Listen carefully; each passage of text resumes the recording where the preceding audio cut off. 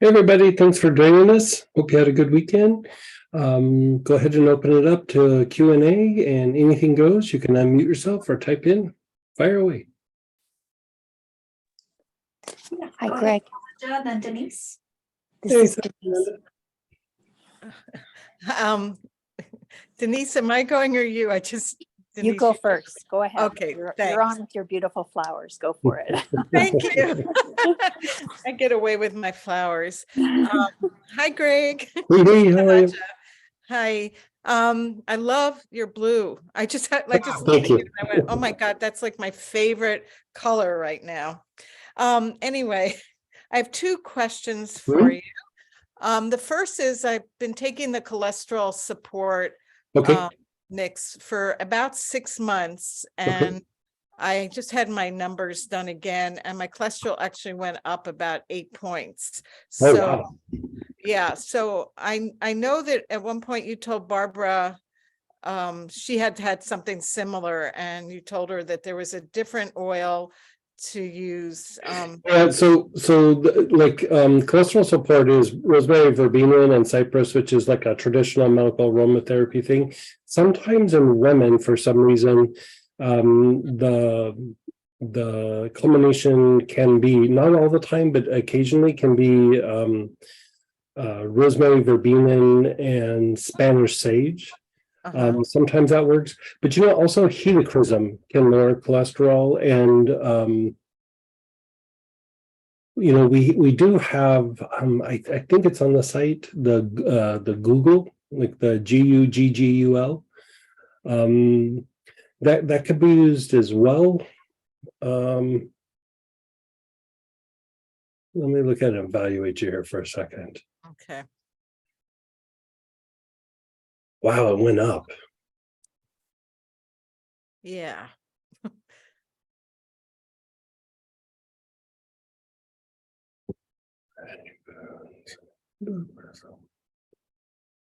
Let's try to do this Spanish sage, rosemary, verbena. I think that's the one. Okay. It looks stronger than the other choices.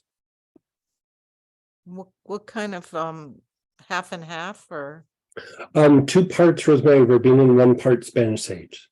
okay. And I can make it for you, or if you have the oils, just mix it together. I think I have the oils, but if I don't, I will contact you and ask you to put it together for me. Okay, not a problem. Yeah. That's great. Okay, that's number one. I don't know why it went up. I mean, but Yeah, because the combination should stimulate like more appropriate like liver function, and the cypress does kind of help with kind of purifying the liver and will help jumpstart the pancreas a little bit. But sometimes, the sage, it can have an impact a little bit more on the nervous system than the cypress, and so I'm wondering if maybe that's just a little bit of the issue. And okay. for whatever reason, I don't know that I've ever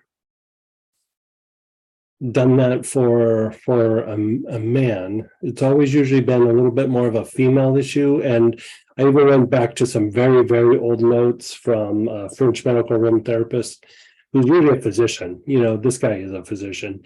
And he said the same thing. Like he said, sometimes with cypress with women, and he goes, occasionally you have to do it with Spanish sage, but most times that will produce a result. So if it's not going down with the cypress, then do you have a genetic predisposition? Like, does that run in your family, or? Yeah, my mom had it, my sister had it. And how high is high? Like, where is it at? Now it's 245. Okay. And it was like 239 about 9 months ago, I'd say. Yeah. And I just wonder if there's like another factor in there that. Yeah, it could be. And then there's also the aspect of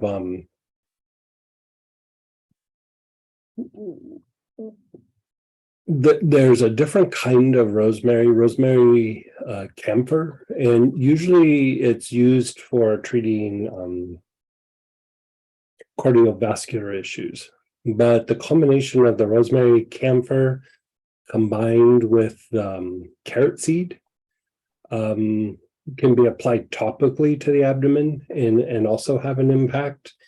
And I mean, that's not like crazy high. I mean, it's high, but like, like 20 years ago, the standard was 240. Like, it started coming down lower and lower with the medications.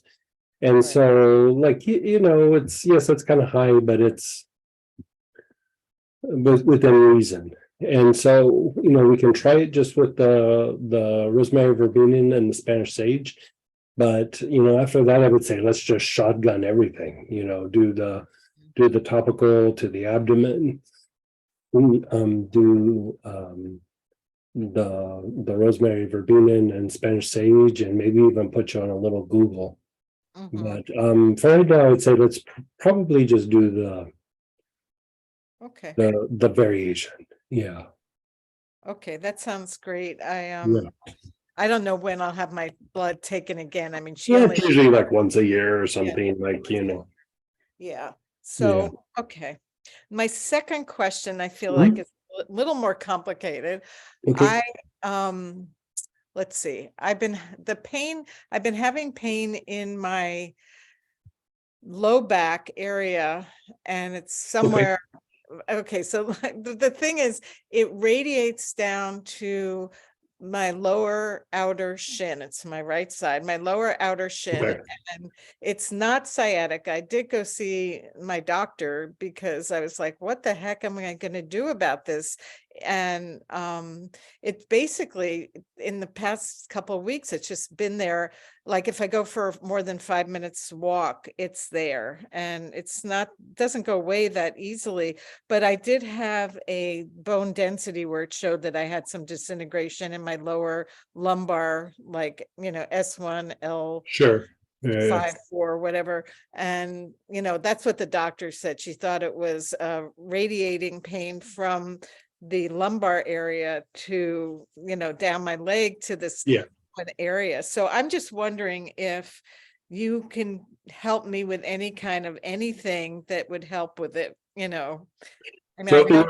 any pain down the leg, like down the front of the leg, the inner thigh, down the back of the leg, Nope. It's just basically right on the this, shin? the outside of my shin, about, a third of the way up from my ankle. It's very clear right there. Okay. And when you're sitting in a chair, do you get like fidgety? Like, is it hard to find a comfortable position? Not really, no. Okay, so you can sit for periods of time. Yeah, I can sit. It's Okay. mostly if it's standing and walking, both standing and walking. And I'm sure I'm putting pressure Yeah, on that area, but I don't know how to relieve it exactly. I mean, I do a ton yeah, of, physical stuff to try and help with it, which helps for a little bit, but then yeah. I'll stand and walk and it's back again. Give me just a second. I want to look at the. Okay.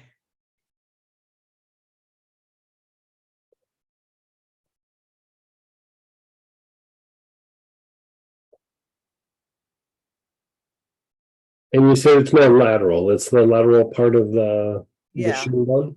Okay. Yep.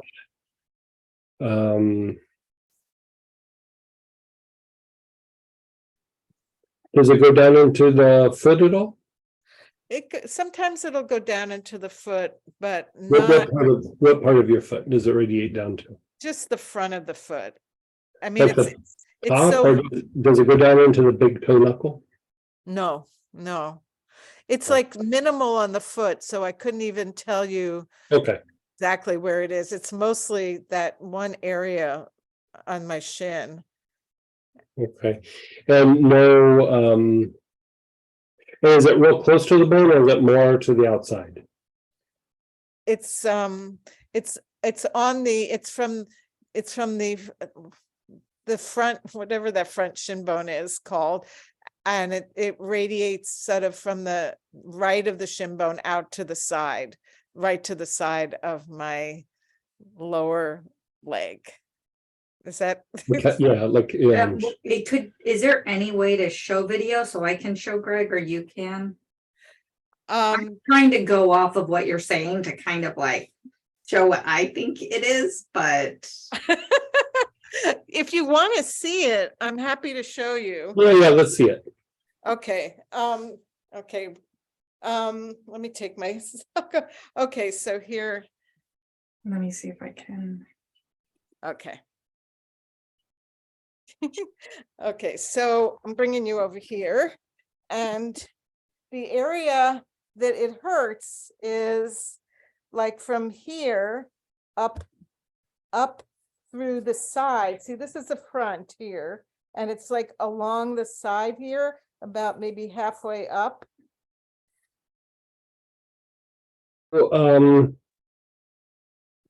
Let's treat it as an anterior tibialis issue, and I'm gonna send Anterior tibialis. yeah, which is basically that muscle you're poking on. Uh-huh.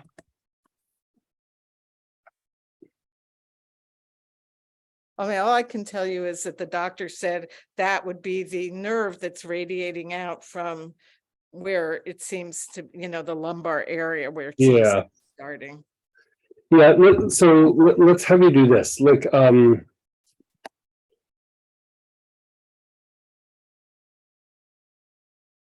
it doesn't look like trigger point.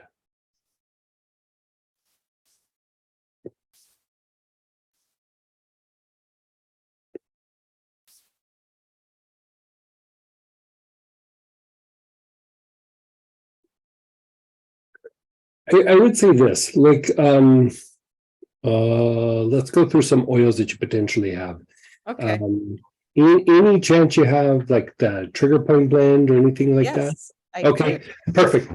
So put some in lotion, rub some on your butt cheek, rub some down the side of your leg, and then rub it down the front of your shin, like in the area. But also put a little bit behind the knee, like in the crease, like but like in lotion. Uh-huh. You can put like 3 or 4 drops in just a little tiny bit of lotion, but then like kind of mix it up in your hand and then rub it all in the back of the knee. Mhm. And the reason behind the back of the knee is, the trigger point blend is good for opening up lymph nodes, and it does help lymph move, and because trigger points are caused by really stagnant lymph that then cause like some neurological issues. Mhm. And be it that I don't think it's a trigger point, but trigger point, that blend does a bunch of other things. Mhm. So we want to just kind of unwind the tissue from like the butt cheek down the side of the leg and then down the shin itself, that anterior tibialis. A trigger point for where you are pointing is usually a little bit higher. Mhm. And it would have radiating pain down, but usually when it radiates down like that, it would actually go down into the big toe. And you're not really having that issue. And so it doesn't mean, it could still be that way, but let's just kind of shotgun it from like the low back down to the shin and see what happens. And within a few applications, it should start to shift and change. And let's see, so tonight's Tuesday night, like by Thursday night, if it's not even easing up a little bit, Mhm. let me know and we'll do something a little different. But that would be the very first thing I would do. Like if you want to rotate it with like marjoram or something like that, but I think it probably needs something a little bit more than just like if you wanted to rotate something else, you could do the pain relief neuropathic. Yeah, or and I just actually some- put that on once because I was like, this must be nerve.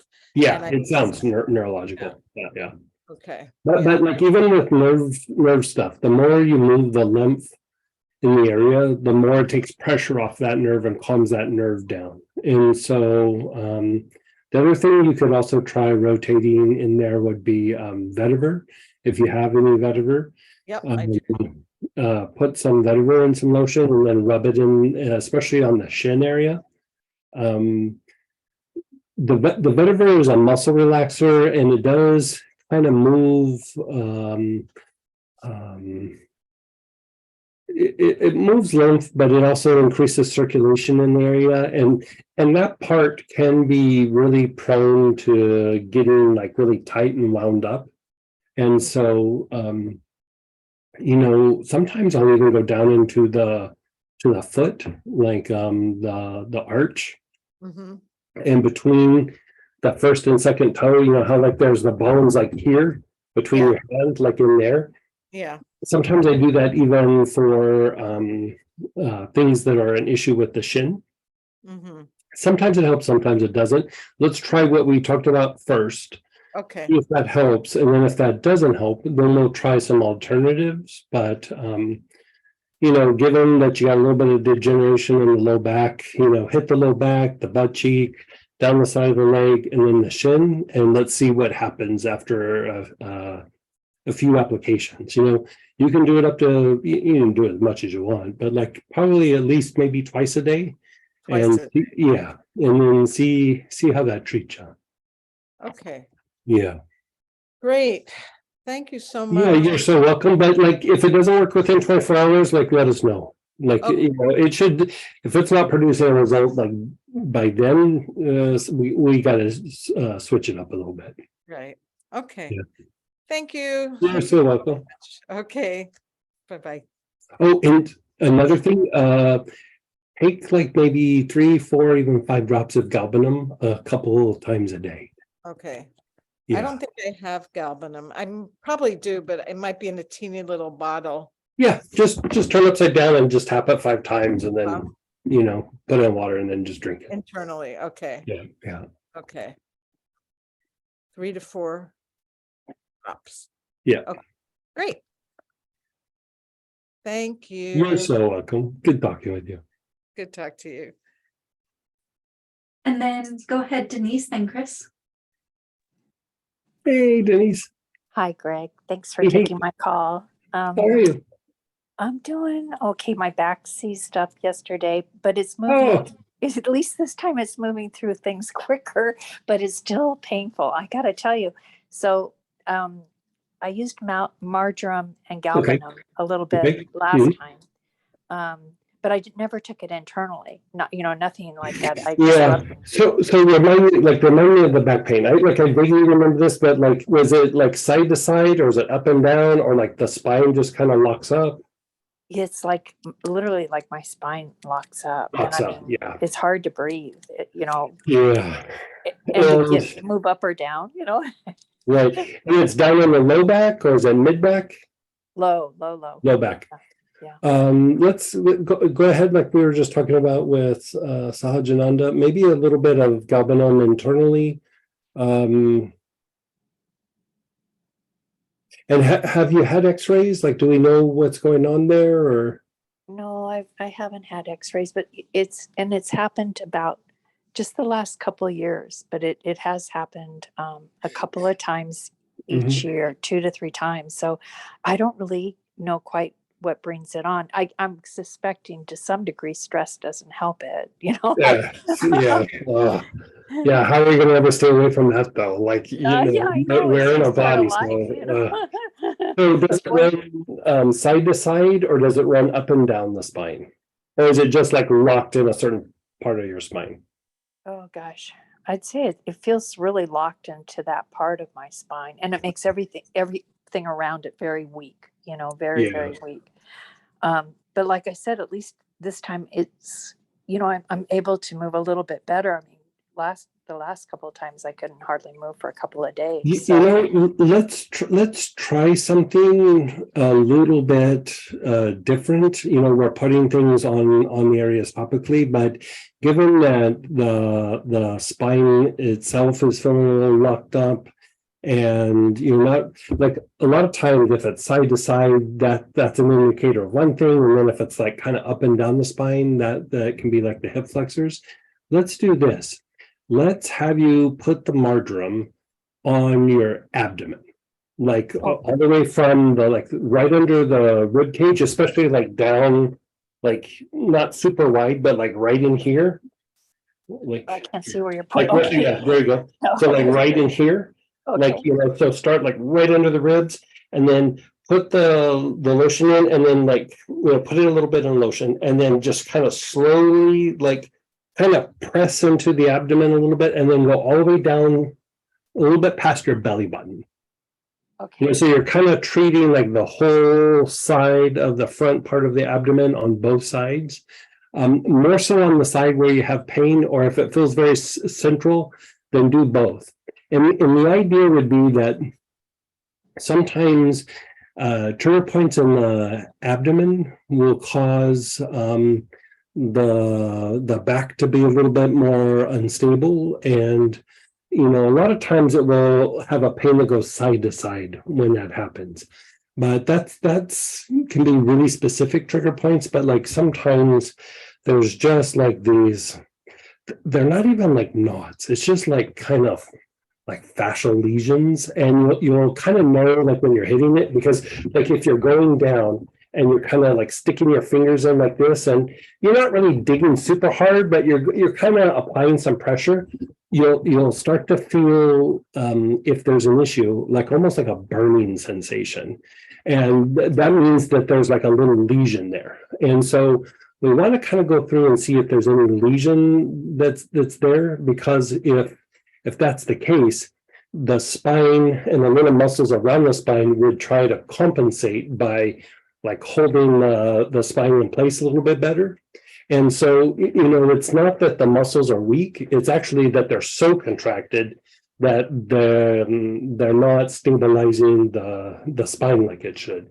So I would say like do that, and just like Sahajananda, like within a couple of days, if that's not feeling like it brings you a bunch of relief,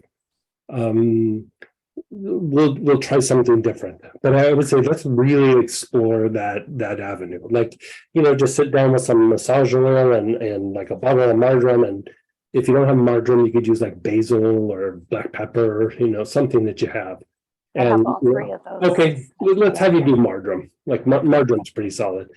So put several drops of marjoram in, a little bit of lotion, massage oil, like, mix it up in your hand and then just kind of rub it on, and then just kind of start doing that little digging motion and just go real slow, and you'll kind of feel the spots, and you want to find the areas where it's a little like tender or burning. And if that's the case, that's a jackpot. Like, you like really kind of unwind that spot. And a lot of times, like a single treatment sometimes will stabilize the back. Thank you. Yeah, so let's give that a try. And the other good thing about that, marjoram's also a little bit anti-stress. So, if it is a little bit because of stress, you're getting two birds with one stone. Thank you. Now, one on my son, okay, what I was doing is what you had suggested. And I've done it a little bit more recently because I have another pranic healer working on him. So, and for things I can't do, I don't know, I don't know how to do properly or anything. So I just can only do what I know how to do. And she helped me from your direction. So I swept his Meng Meng, okay, really well. And I pictured him, like in salt water and stuff. And he really, the energy really changed a whole lot. And then today I did the kidneys, and the Meng Meng, first I pulled cords, then I did the Meng Meng, and it was already congested again from yesterday. Even. Yeah. And then I did the kidneys, and then I did the whitish yellow, green. I gotta get that right card, and the light whitish greenish violet, but I was very careful not to over. In fact, I tested like, do I need to sweep more? So is there anything else I need to do for him? Yeah, I would just do that like several times. It will definitely like firm up the protective webs, and it will even shift things up in the ears. Okay. Yeah. So when you say, is the stabilizing part several times, or even just the sweeping? Well, just the greenish yellow, greenish violet into the kidneys. You do that for a little while, like like daily for like maybe a few days to a week, and then after that you can kind of back off. But let's see how like a little bit of daily treatment for that will do him. Yeah. Well, he's just communicating even per se less.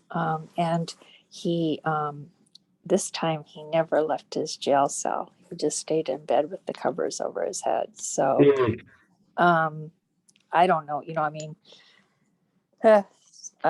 so it felt pretty grim till I actually started to work on him. And when I started to work on him and just doing those simple steps, because you have to admit, I mean, I prayed a lot, going in and coming out, I prayed a lot, but he shifted like up 8 points, each day. So, and when I checked him, he was kind of holding, and this morning he went down to about a 5 instead of a 2 where he was at the day before. So he didn't drop all the way. And then he came right up to almost a 10 or 12, especially when I put some pink gold light on his back heart chakra for any excess that I might have had, so I felt that was all good signs and it made me more hopeful. Okay. Yeah. Which of course has my stress level. Okay. I think we talked about, I can't remember if we did or didn't, but there was an approach, many years ago, like a few decades ago, actually, where they were treating this condition, schizophrenia with minerals. Like they would do big dosages of minerals.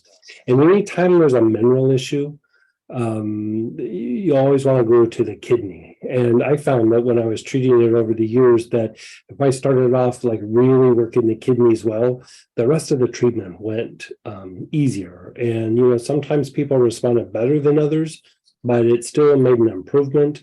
It does reduce the potential for hallucination. The difficulty with that condition, though, is that there is like an inner dialogue where they're really super self-critical, and that's actually that part is not a hallucination. It's just they're just being really critical of themselves. Wow. And that takes a little bit more to unwind, but we want to cut down the tearing and the protective webs and like calm all that down, because then that part becomes easier to treat. So yeah. Thank you so much. I know it's step by step, but it really there's a bunch of lots of little steps. Thank you. I appreciate it. And then on the tiger lily, I put it in a roller ball too. Oh, great. And it just mostly makes me cry, but I love the smell of it. Yeah. Okay. So maybe that's just, it's doing it. Sometimes it's good to have a good cry. I remember Master Cho, like, I'd be standing by him while he's doing a healing on somebody. He'd go, okay, we did the healing, now go off in the corner and cry. We'll have a good cry. And it is cleansing, that's for sure. It can help you reset a little bit. Like, Thank you so much for everything, Greg, and Samantha as well. All right. Have a good evening, you guys. Thank you. And go ahead, Chris, then Shravananda. Hey, Chris. Thanks, Sam. Hey, Greg. Wonderful. And another masterpiece. Oh, thank you. The hits just keep coming. Yeah. Questions, please. So one of my friend's son, he's a single father. Kid is being bullied a little bit in school, and there's a teacher that doesn't like him in particular. So he kind of checks out, maybe dissociates. So what would be a good boy for that? So he's getting bullied a little bit. Teacher's giving him a hard time. How old's the child? 7 or 8. 7 or 8.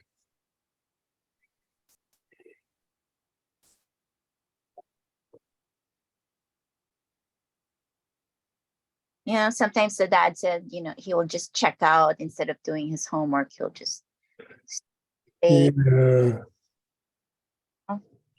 Yeah, boy, that's right on the cusp of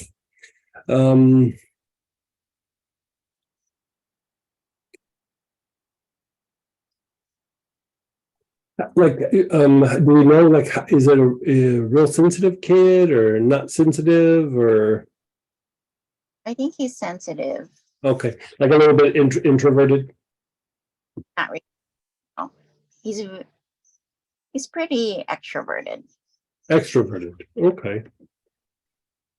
From what I've seen, I mean, I've only seen him a couple times.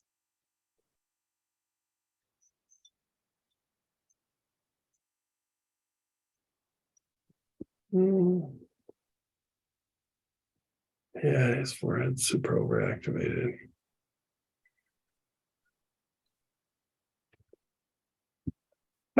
I would probably go Tylenol, and can be just inhaled, could be put on the arms and legs, and even like a drop, maybe a drop to 2 drops internally, like in some juice or something for him. Like probably just a drop is enough. Okay. And it's probably not going to be immediate, just to give you a heads up.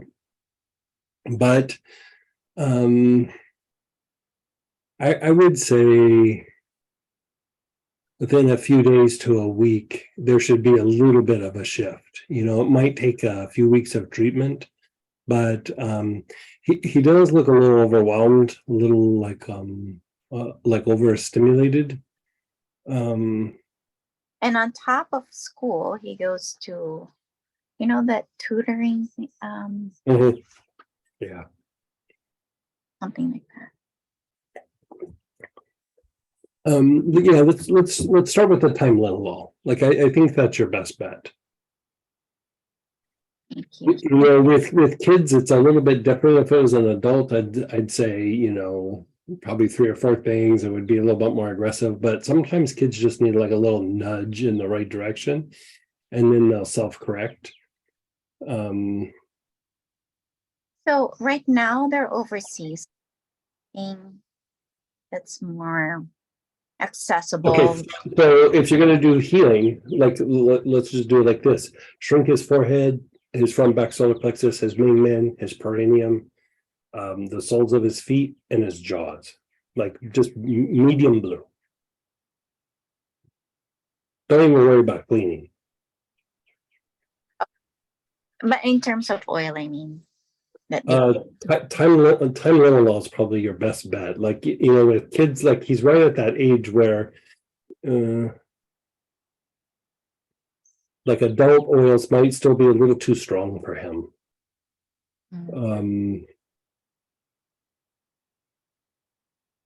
Where is he at?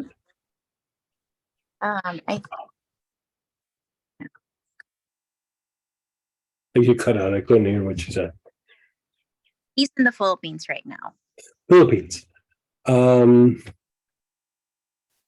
Europe or Yeah, Philippines. Yeah, what do they have over there that?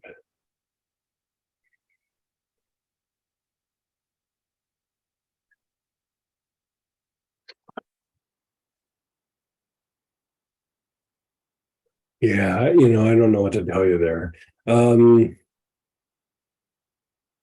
Nothing's jumping out at me with that.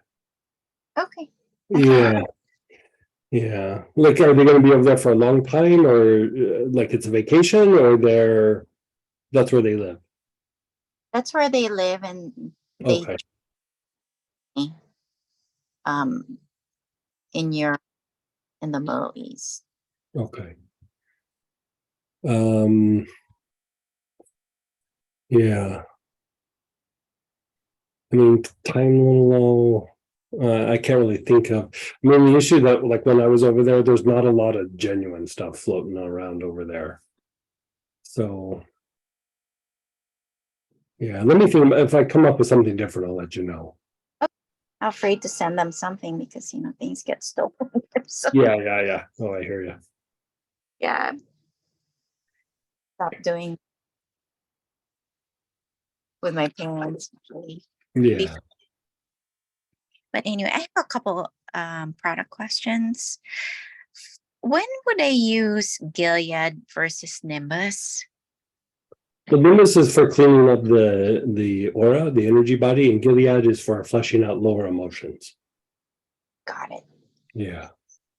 Thing in the website, that's a KMG. What does that stand for? It's a big long German name, but it's basically to stabilize, it's to stabilize and rehab an autonomic nervous system that is like very out of whack, so it is very strengthening to the parasympathetic activity, somewhat sympathetic tone, but it's to really kind of stabilize somebody that's having a lot of dysfunction in the autonomic nervous system. It's actually going to be in the lymphatic technique kit. It's in number 2 or number 3. I can't remember. I want to say number 2. Yeah. Sorry. What did you say, Greg? Lymphatic? Technique class, the second one, the second module coming up in a couple weeks, the free class. And so Or no, maybe it's in the stress class. I can't remember. Do you remember? Soothing stress response. Hold on, I'm gonna look it up real quick. No, it's in it's suggested for the lymphatic technique class. But And I then- think we put it in the kit. Yeah, it's in the kit. yeah. Oh, okay. And then, Greg, would this be good for someone with lupus? It could be. It could be. Like it's really about rehabbing the autonomic nervous system. So the issue with autonomic dysfunction is that it does throw off the immune system, and especially lymphatic function, and it can cause a bunch of symptoms that don't seem related, but they're related because they're all associated with the parasympathetic function of the nervous system. So,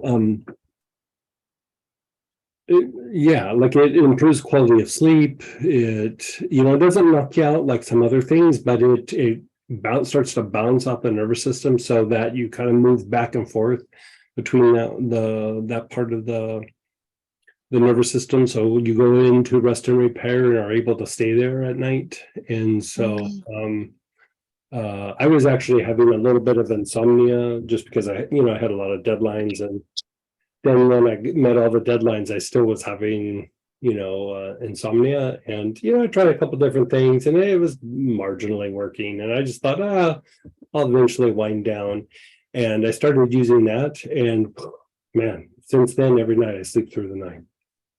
And so like sometimes dizziness, like sweating, diaphoretic issues, digestive issues can be all tied to autonomic dysfunction, and it's a way to like rehab and balance those things out.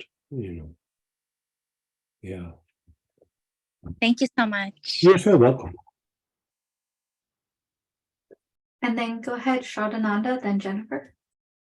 Hey. Hello. I have a question about digestion. Sure. I took the digestion course you gave a few weeks ago, and Mhm. I couldn't find an answer to exactly my issue. So now I'm Fire getting away. asked directly. Yeah.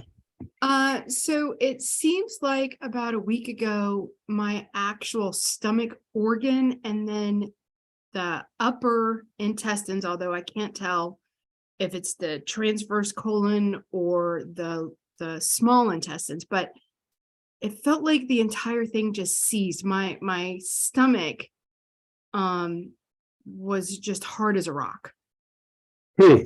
And I You go know more to the right side, more to the left side?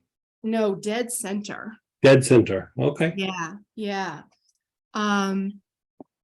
So that's been about 5 or 6 days, and this morning it started to be slightly palpable, but it's tender to the touch. So I wasn't sure if it was muscular. Like I've been able to go to the bathroom just fine. Okay. It was just hard. Okay. The area was hard. Right, So I'm right, not right. sure if it was the organs or the muscle overlying the organs or an infection. I don't know. Okay. Well, sometimes with something like this, we just start treating and we see what happens. And that sometimes tells us, like a good piece of the information. Yeah, And because I so, sometimes my stomach will like get tight. I have digestive issues. I get up tight and it gets really big, like double its size. I mean, my abdomen. right, Um, if I eat something that I can't digest easily, okay, but this has been a week plus it's hard. it's hard. And how about bloating, gas, anything like that? Yeah, there's been some, but just a typical amount. Typical amount.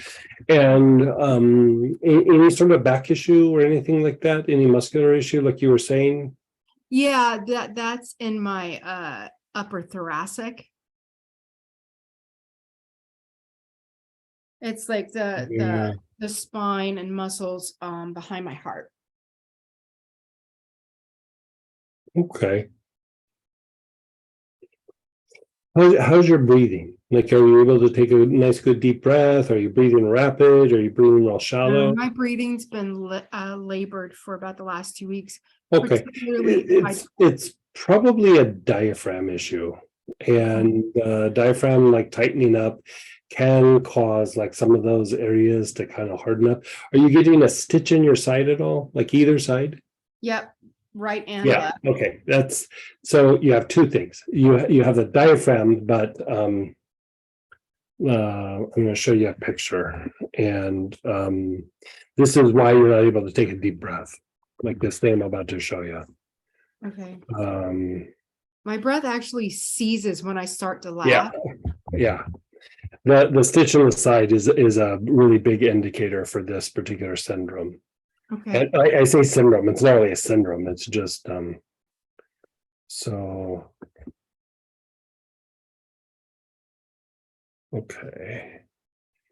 And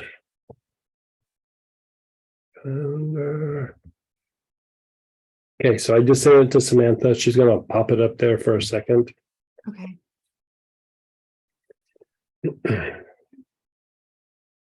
So you have kind of two issues, and I think this is actually causing the diaphragm to tighten up. So give me just a second. I'll Yeah. have this up for you to be looking at. Okay. Okay. Okay, so you see like there's the upper one, go down to the bottom one. You see like there's the red X on the one that's on the left where it's the person, and there's like the red stuff with the X. Yeah. And then you can see the muscles there.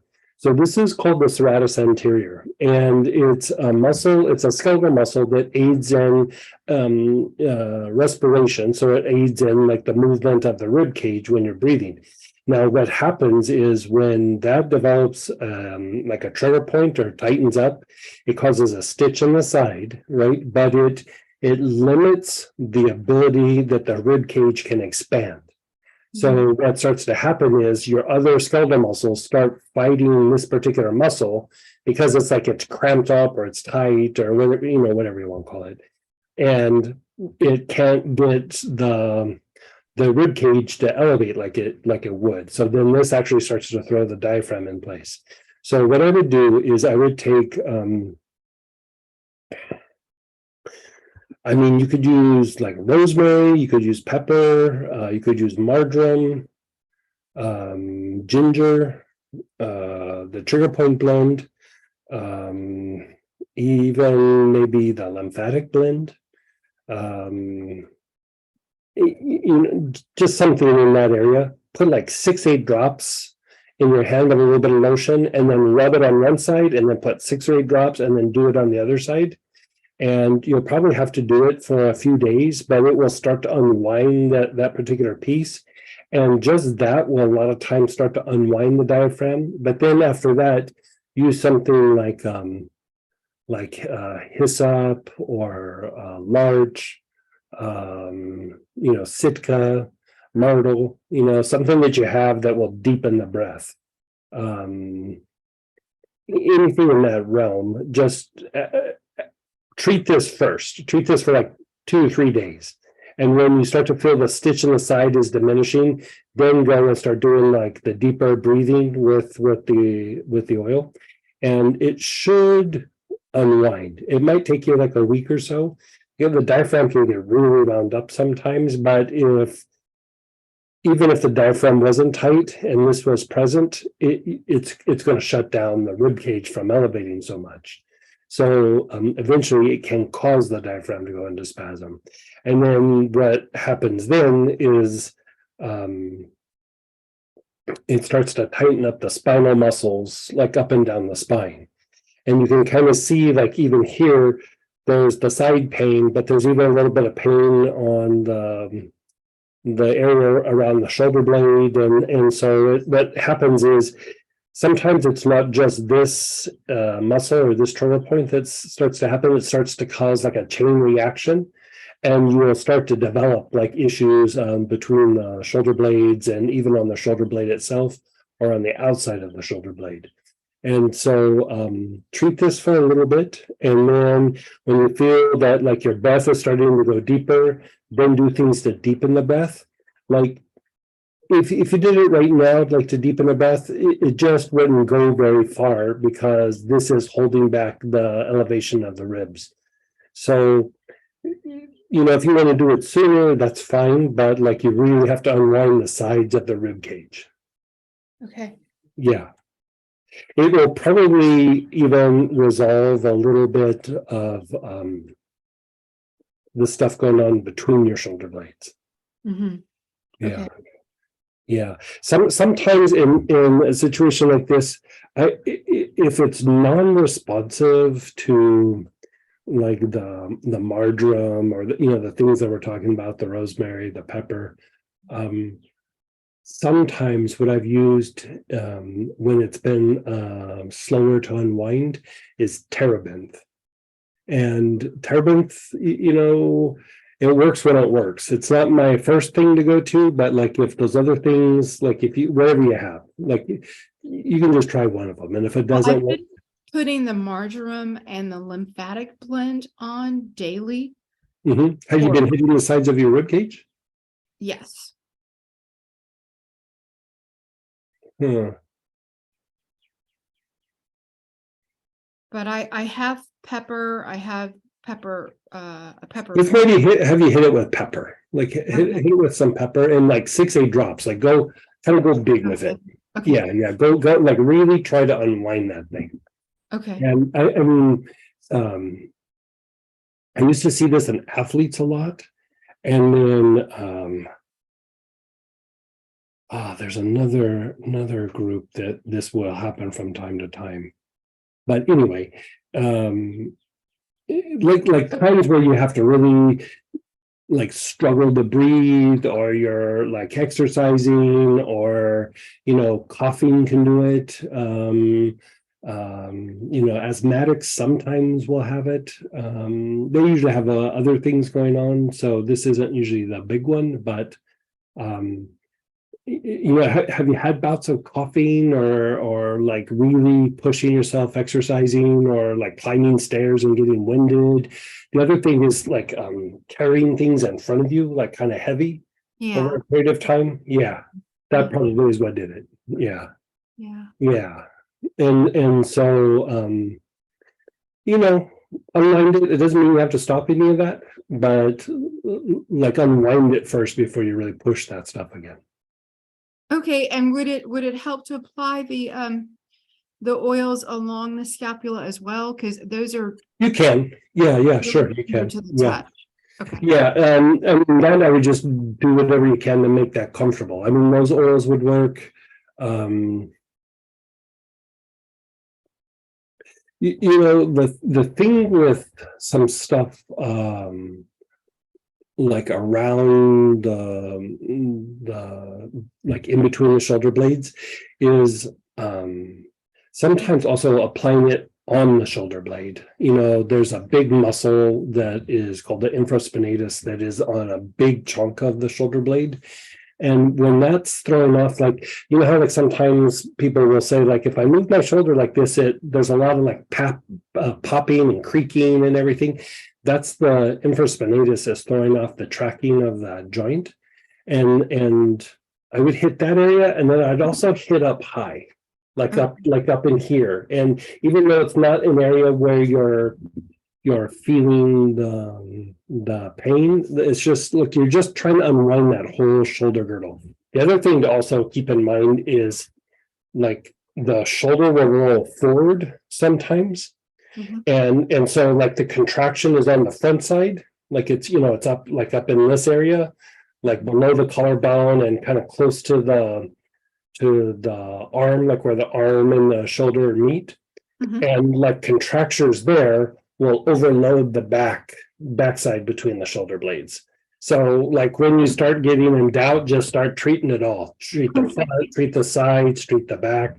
I have a shoulder that I've injured like multiple times and probably needed to have surgery. And I'm just like, stubborn. I'm like, no, I'm not going to do it. And I'll treat the back side and I'm just like, oh, it's just not getting better. And then I'll start treating the front side and it gets better really quick. Okay. And so you just kind of start hitting the different pieces and, keep in mind that muscles work with other muscles and work against other muscles. And that balance between the two is what maintains like a muscular balance in that shoulder girdle. And so sometimes just treating the spot, like you'll get a little bit of temporary relief, but the issue is that you have to unwind things that actually aren't hurting. Because like the rule of thumb is like when a muscle has been elongated and there's pain present, so like the shoulders rolled forward, if it was acute, like if it was new, it would hurt on the front. But if it's old, it'll hurt on the back. Right. So like at first, when an injury is new, the contracted part will hurt. But when it's older, like more than 30 days, more than 60 days, it will start hurting on the elongated side. And so the goal is not just to relieve pain, but to balance out that muscle imbalance. And first I would undo the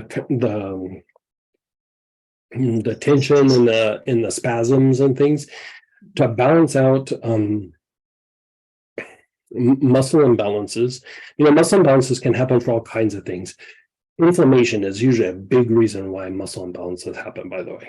And so one of the things that you can use to balance out muscle imbalances is spikenard and valerian.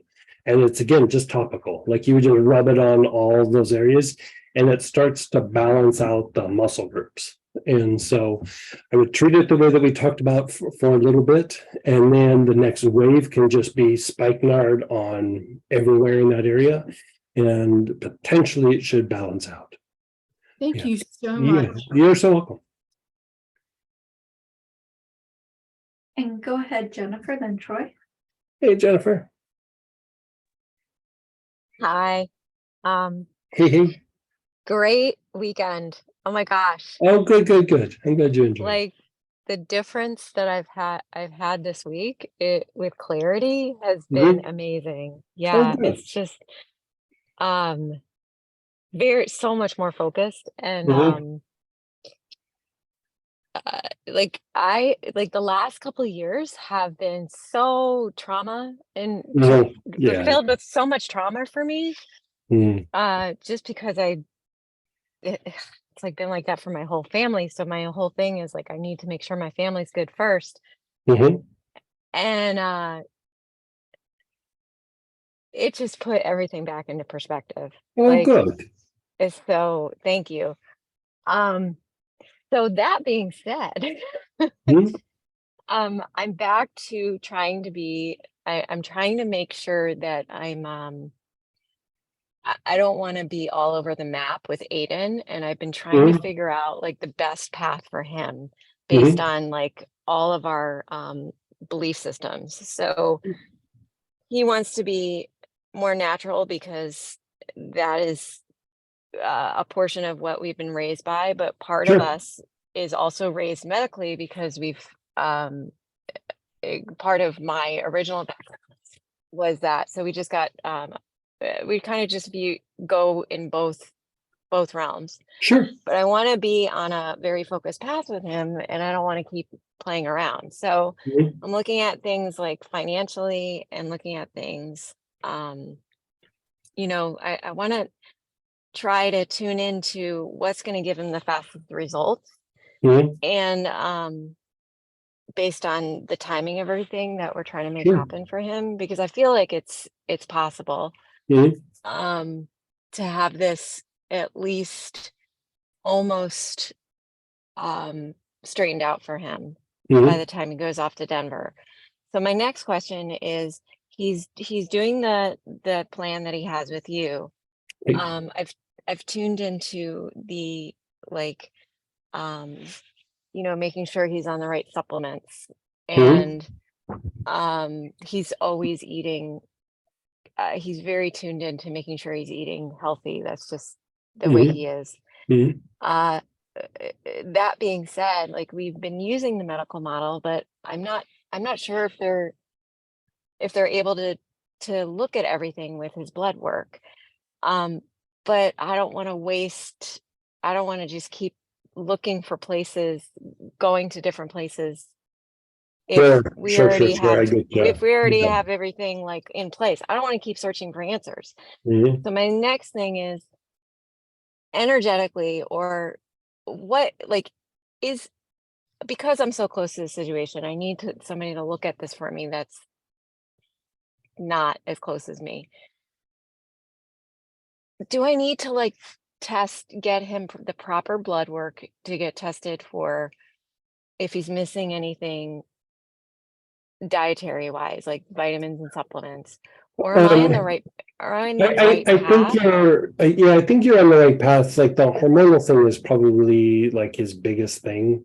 You know, I know there's the spinal, you know, scoliotic pattern, and you know, that can cause neurological things, but um you know, like having them on some supplements, you know, especially if it's just like you know, like really broad baseline things, I think is can be really good.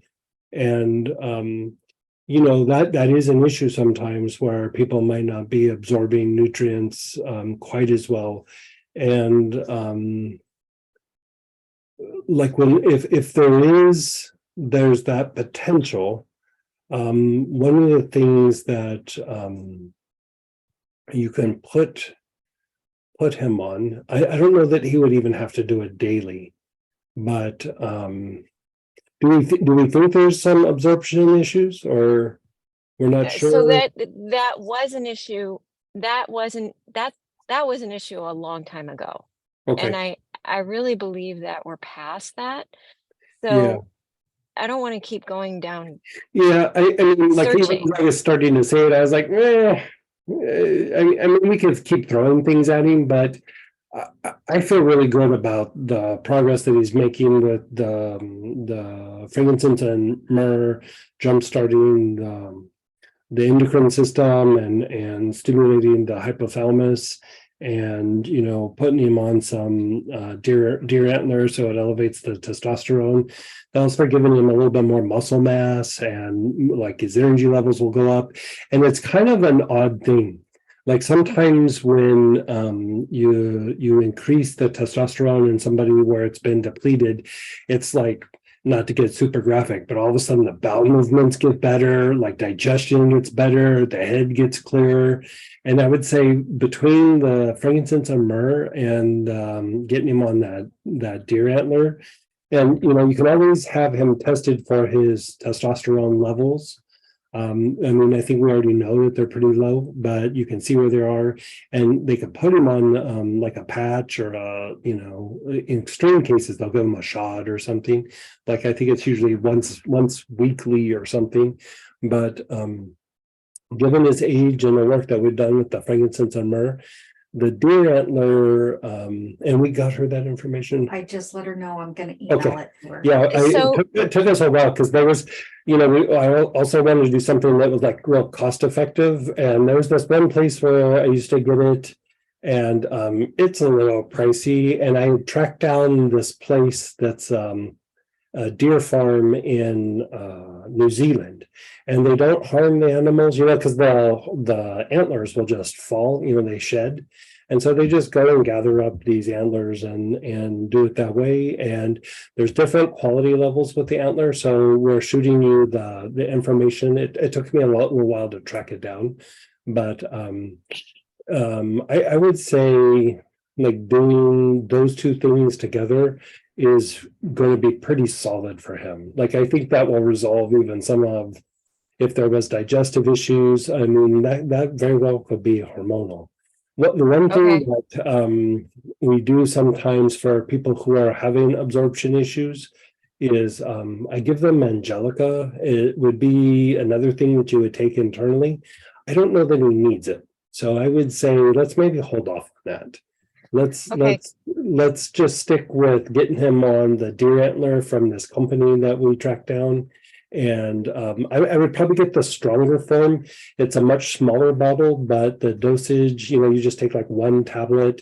You could have him take 2 tablets a day for a little bit, and it's a little bit pricey. If I remember right, like a bottle of it's like $100 or something. I mean, it's pricey, but it will bump the testosterone up. It's not quick like a shot, but it's within a month or 2, he should start noticing like more energy, more outgoing, like bigger bowel movements, bigger, clear head, more focus, and all those kinds of things, and like energy levels going up. And so Can I ask? I don't mean to interrupt, but he's on the verge of, he's trying to figure out,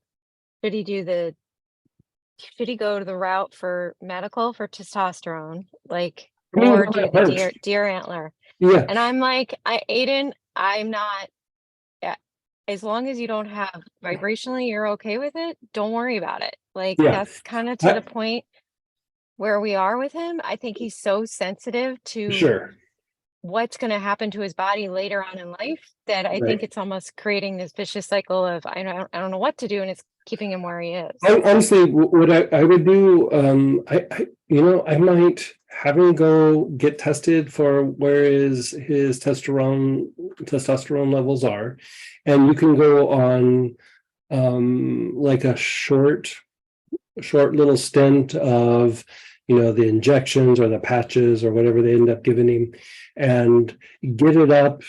It doesn't even have to be all the way up to normal, but it's just elevated somewhat, and then he could switch over to the natural. Because like once it's up, the issue with taking long-term testosterone is that at some point the body will stop producing the testosterone because it's already present. So the body just goes, we don't need to produce it because it's already there because of the shots. So like, I've had several clients where we have them go on it for a little while, get a little bit more stabilized hormonally, and then we switch them over to a natural supplement that we have them take for a while and then take a break, and then take it for a while and take a break. And I really like that approach for that, especially his age, just so that, later in life, he doesn't have like completely shut down testosterone production. There is a medication that, I'm sure they still make it, but there is a medication that is to jumpstart the production of testosterone, like when people have been using steroids and things like that, that could be used a little bit later in life. But I mean, that would be up to the doctor and all that. But it's, if I remember, it's called Clomid, I want to say is what it's called. And so it's really to jumpstart when the testicles have like really shut down. And so it's pretty old school. It usually is more in situations where there's a lot of like steroids being used, and like sometimes it's an inflammatory condition or it's an athlete or something. And so I would do, like, if he's going back and forth, I would start off medically and then give it like a month or 2 and then move over to the natural. I mean, like you said, I think I think it's a good to do a balance like that. And that way you also have a number and you establish a baseline. And then, like 5 years from now, he can go back and go, my baseline is this and it's staying there, or it keeps dropping. And then he can make a little bit more informed choice, like a little bit later in his life. I think that's a great idea. I think Yeah. that's going to feel right for him. Yeah, yeah. So that's great. Okay. So we'll do that. I think that's what we're going to go with. And then, have him, we can, Yeah. I'm going to have to try and But- find someone. Yeah. With Else. testosterone, like usually a GP can do the test. Like, so I don't know, Yeah. I need to find a specialist. So, but also, it does change the personality a little bit.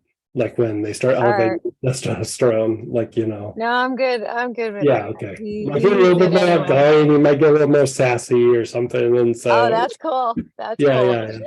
yeah. So we do have somebody who can help us with testing testosterone levels, which is Okay. good. So Yeah. that we can switch over. Or actually our chiropractor can do that. She's got somebody so who will do that for us. So Oh, perfect. but I think this is the route for him. It feels right. So thank you Sure. for helping out with that. So we'll So be welcome. back. Okay. All right, thank you. Glad you had a good weekend. Oh my gosh, it was just incredible. It was so great that I was like, okay, what's the next one? So I gotta do, and Okay. I've been doing the oils. I've been doing them at different times during my meditations to help me with my focus on my creative projects, and Mhm. it's really like just ramped it up for me. Oh, nice. So it's just with all the stress of trying to let things kind of pan out for your kids as best as they can, Yeah.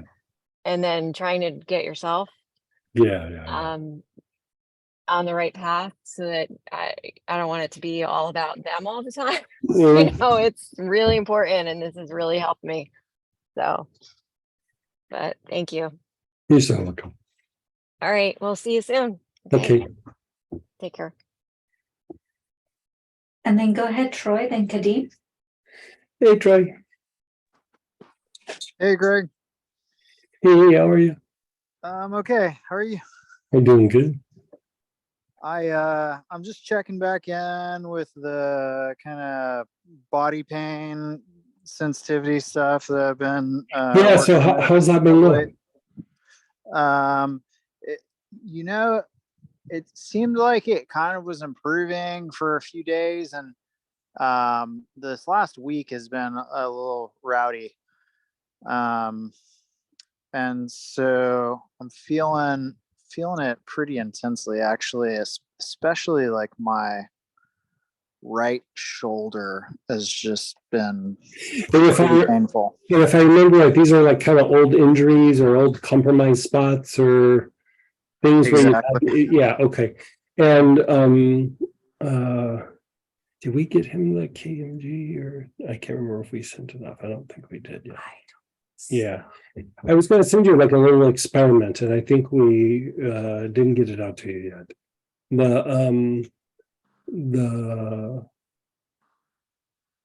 How's your sleep, and are you breaking out into sweats at all? Or you tell me some of the other symptoms going on.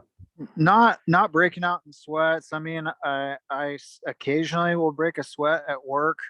It's like you're working. It's like, right, it's not just like you're sitting there and all of a sudden you get sweaty. No.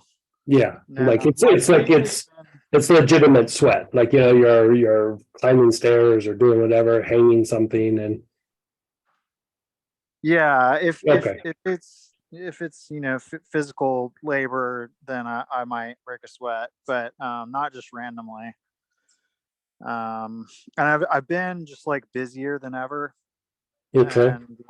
and super grateful for all the abundance that I have so much work, Sure. but I feel like I'm not quite getting good sleep, and it's been a little bit less, I think hours wise and like restfulness wise. Mhm. So I think my body's not quite getting to rest and repair as part of it. Okay. I mean, and that can be a reflection of other things going on too. And so, I mean, pain levels going up can do it. But like you've been having the sleep issue for quite a while, right? For sure. Um,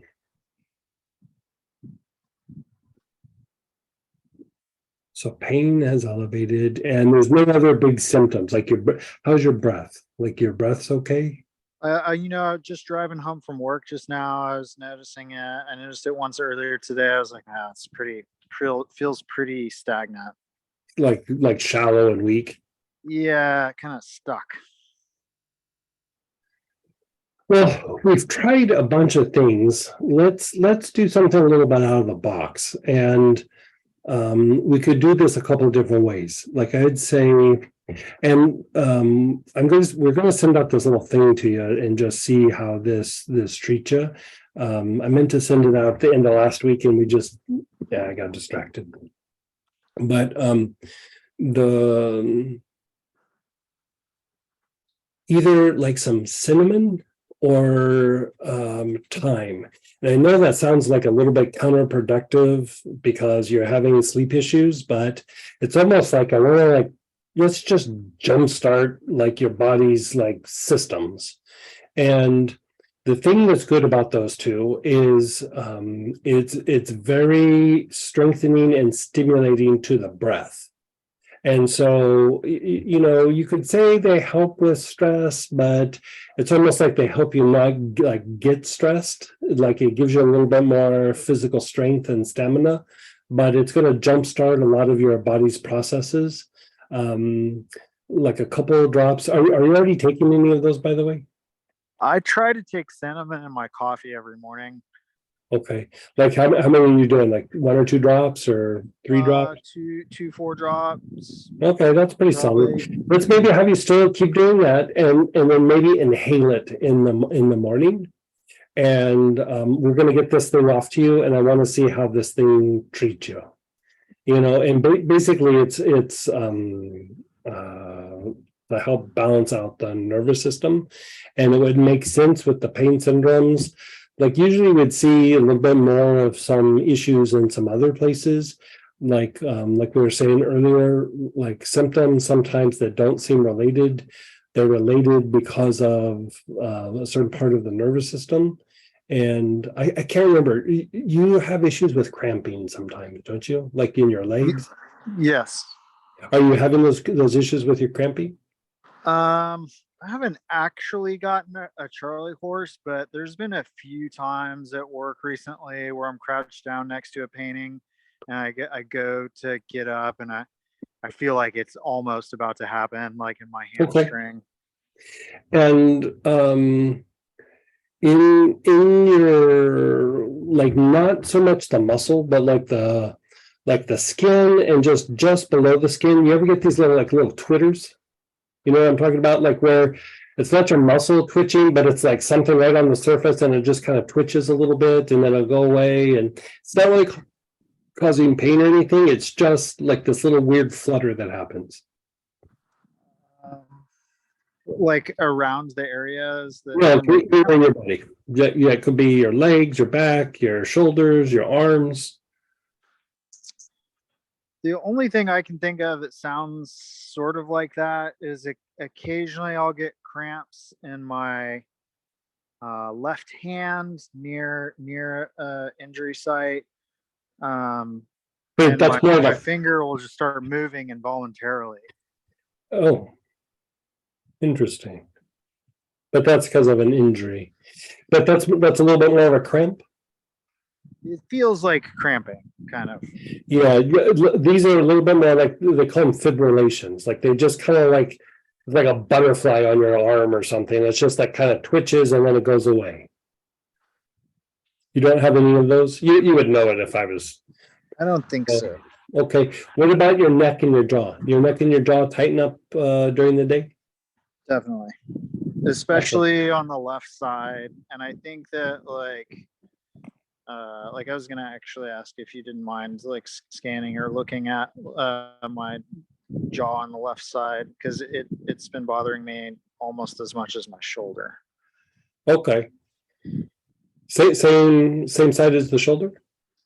Opposite side, left Opposite side. jaw, Oh, interesting. right shoulder.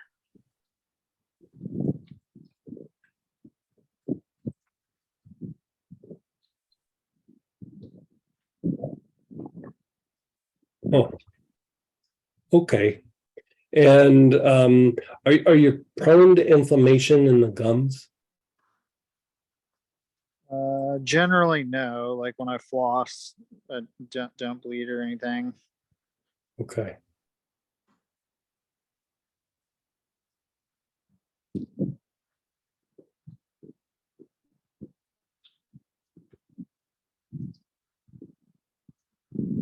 I wonder, like, does the issues in your body kind of zigzag like up and down your body, like goes from one side to the other, to the other, to the other? Yes. Yeah. So like Um, left jaw and top of the head on the left side, then Right. right shoulder, then left forearm, then right knee and ankle. Okay, so you know what could be happening and why it's causing this is that sometimes you'll either get like a rotation or an elevation of the hip and shoulder, and it can be very slight sometimes, but they are on like opposite sides, like your right hip and your left shoulder will elevate, and so it causes like a weird kind of pattern that bounces back and forth, or one side will rotate forward and then like have your hips, and then the shoulders, the other side will rotate forward. So it causes this like oppositional like pattern in the body. And it's like, boy, I have that from time to time, just from all the old injuries. And it can be a little bit of a thing to unwind. And so we're going to get this thing out to you, and I'm going to write you out a little protocol for this, and let's like try to address it from that point of view and see if that doesn't unwind it. Because the issue is that like when that happens, it can cause like dysfunction in the digestive tract. It can throw off hormonal levels. It can do all these like weird things that you wouldn't think is an issue. And the other thing that these patterns can do is they can cause like certain emotional responses. And so you know, as much as you try to resolve it, it's actually that's a physiological thing that gets generated because of misalignments. And like trying to process it psychologically or energetically, it's like it brings temporary relief, but the pattern generates more. And so, you know, this has been such a stubborn thing for you that I think we have to like step out of like, these are the things going on, and even look at like, okay, just like what's going on with the, can you have somebody like just stand like kind of normal and relaxed, and like maybe like a t-shirt that's kind of tight, and have somebody snap a picture of you like with their phone and text it to me so that I can go through and just look at your structure, and I can probably even evaluate it just that way. And so we'll look at it, we'll unwind it, and we'll go from there. But I have a bunch of protocols for that. You know, it's things that have never made it in classes because it's just these like weird, super technical things to do.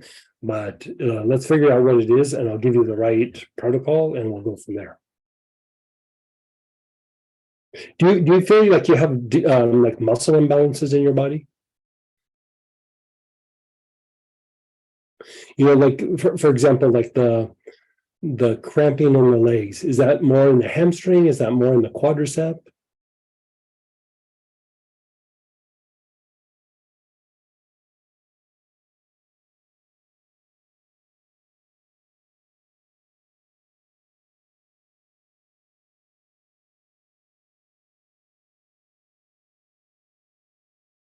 Where lost him? He's here.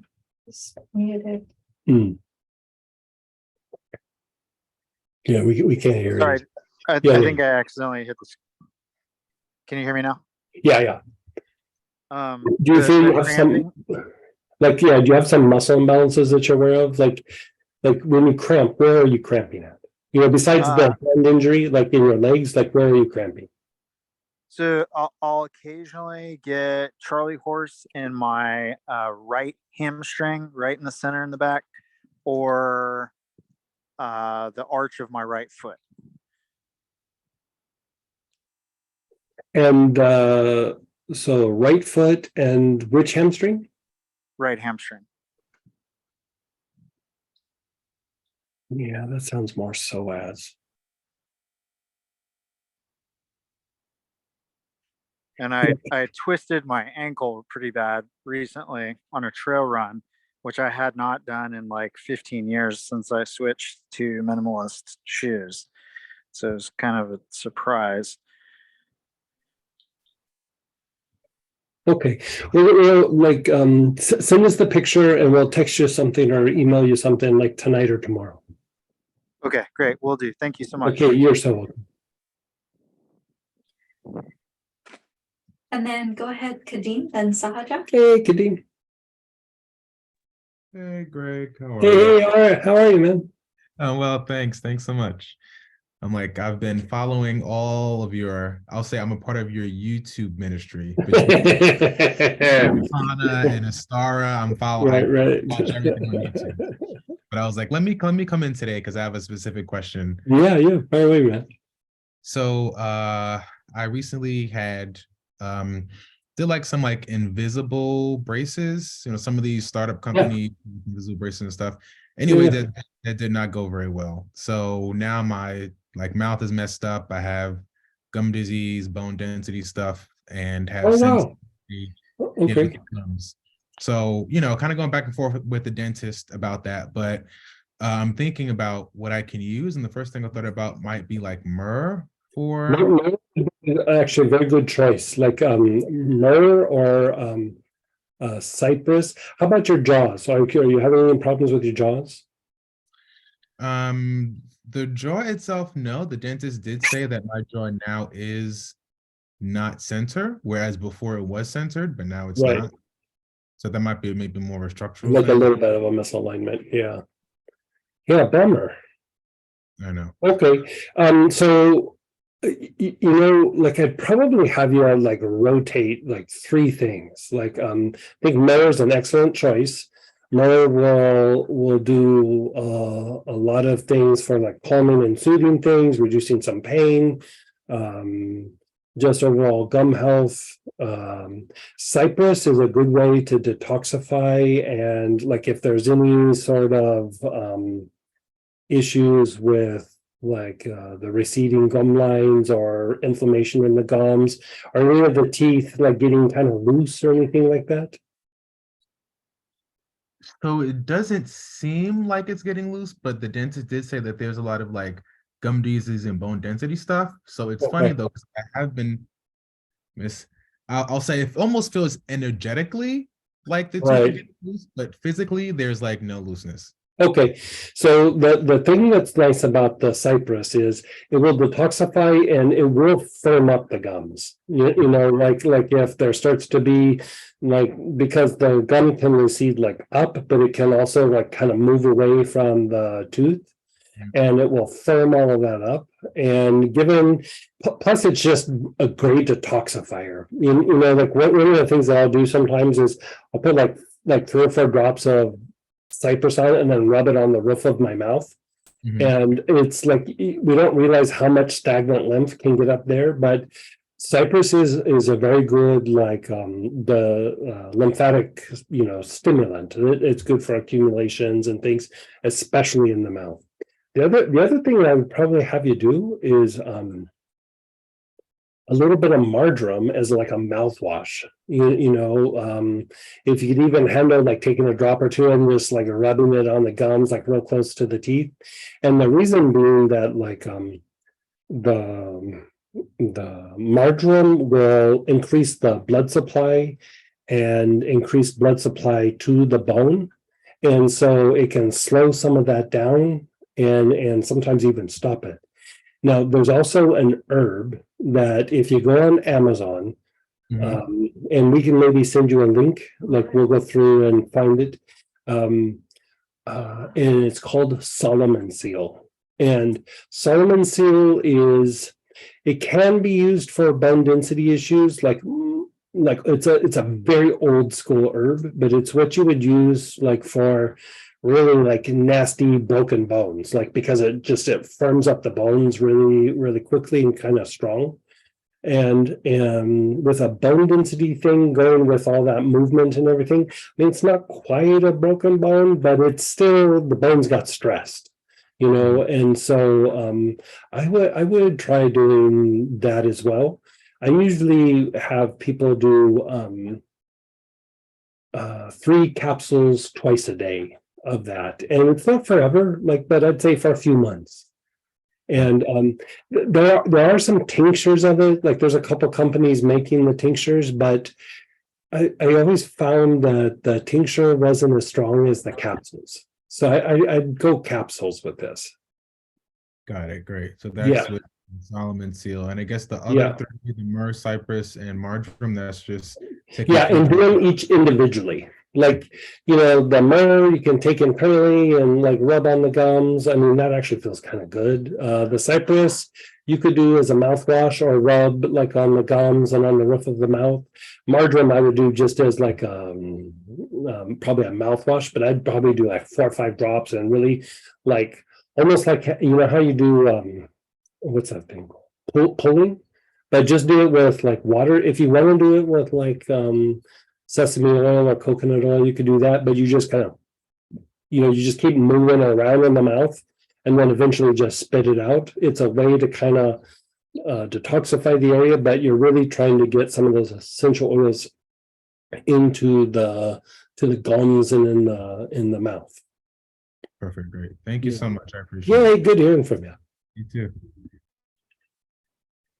And then go ahead, Sahaja, then Megan. Hey, Sajananda. Hi there again. I realized I looked for my trigger point blend and I used it all up. So I wondered if there was something else I could use for my hip and lower leg regime. Like, do you have like pepper or ginger? Yeah, I have pepper. Let's have you throw pepper on it. Okay, any kind of pepper. Black. Yeah, black, white, pink, all of it. Yeah. Okay, I'll do that. Thank you. You're so welcome.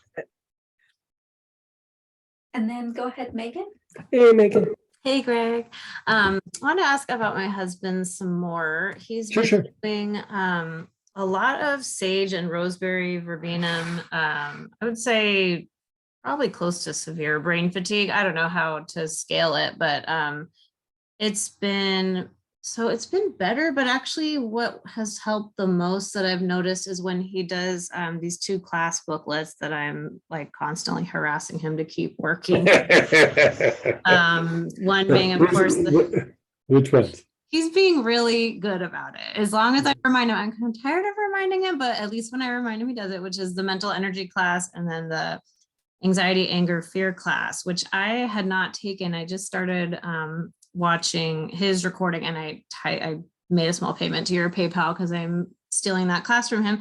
That's okay, don't worry about it. And I'm loving it. I've only done the first day, but so when he does those 2 booklets, like I literally the next day almost, I'm like, I can tell like he just has more energy. He just feels like stronger, brighter, whatever. But taking the oils internally, that might be more gradual, and he's been doing that for a couple months, and I don't know exactly how much that is making a change. And then I told him to start 3 Wise Men, and he just hasn't started that one yet. So so he's gonna start to do that. Might help. But and I also told him to do cinnamon, but he hasn't done cinnamon. But I was gonna say cinnamon was gonna be the other thing. I was like, if you could work cinnamon in the mix. I mean, cinnamon is good for brain fatigue too, but more because it just jumpstarts everything. Yeah, but he's just tired in general too, like bodily tired. Yeah. How old is he? He's 46. So and then like the last years have been stressful with kids and stuff, but like he was always definitely, I always wondered if he had some ADD in general. Like he was just like very hyper, interrupts you a lot, kind of doesn't listen very well, like that kind of thing. So it's a little more of like a long-term thing, I feel like. And then like physical exhaustion, I just feel like just kind of came like with the kids and the stress and everything. Then he's has high blood pressure. I mean, it varies, but he's not on medication. Sometimes it's not really high and other times it's kind of high. So that goes up and down. His spleen is really kind of depleted. His what? that- His skin? His spleen. His Oh, spleen. spleen. Yeah, like it makes me wonder, like that could be some of the brain fatigue and like how is his emotions? Does he have emotions? Is he is like So he's actually the cheerful one in the relationship. I'm the rain cloud. But he also like a lot of men his age is not, I would say, very in touch with his emotions when it's like, Yeah. how are you feeling? Yeah. I don't know, I'm fine. And that's all I really get. Right. But yeah, that's the way we are kind of sometimes.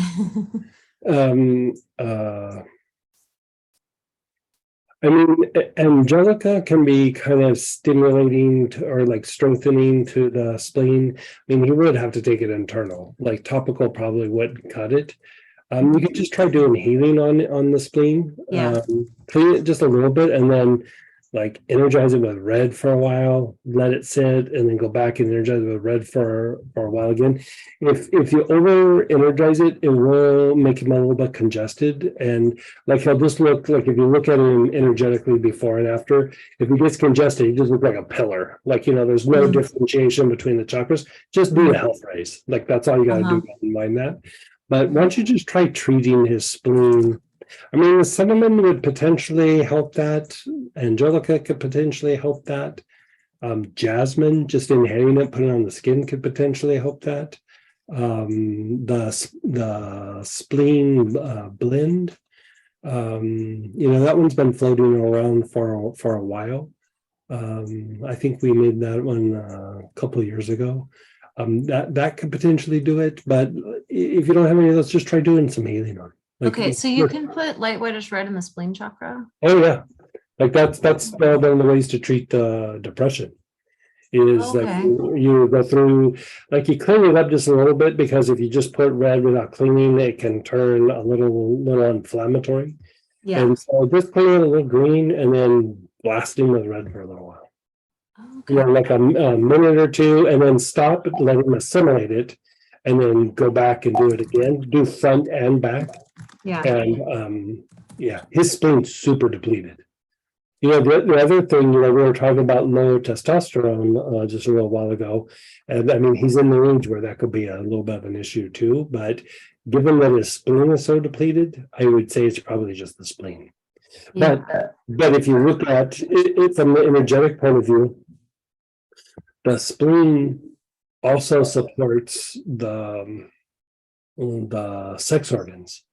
And so, like, if he doesn't respond too well to that, it actually could be a little bit of like low testosterone. But I would treat it honestly like just a depleted spleen for a little while. Yeah. That's not totally to do that. Yeah. Okay. Then one more. I haven't tried a lot yet for this. This is my son Aryan. I was noticing one of the classes. I thought this was so interesting. You said how we're kind of wired to look for problems or something that's going on. It's kind of a nervous system thing. It's just part of makeup. And my son is like, I don't know if this is actually under that category, but he has just a kind of like an annoying habit, like whatever it is you say, he just finds like the exception to that. And so it just causes these like constant like mini debates that just go on like whatever. He finds the exception, like he finds like the things wrong with it, or like I don't know, like I'm just teaching him something that's science or something, and he's just like, well, no, because this could happen instead. Or like I'm trying to like give him a life lesson. Well, no, that won't work because we all have that problem, but let me look something up here real quick, because we addressed that in one of these classes. Let me find it.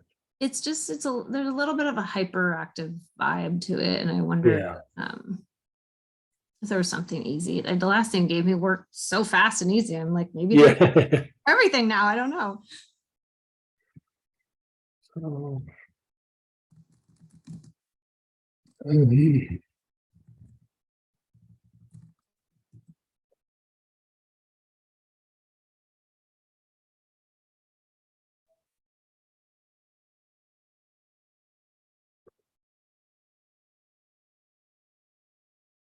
okay, so this is out of the self-worth class, which was a free class.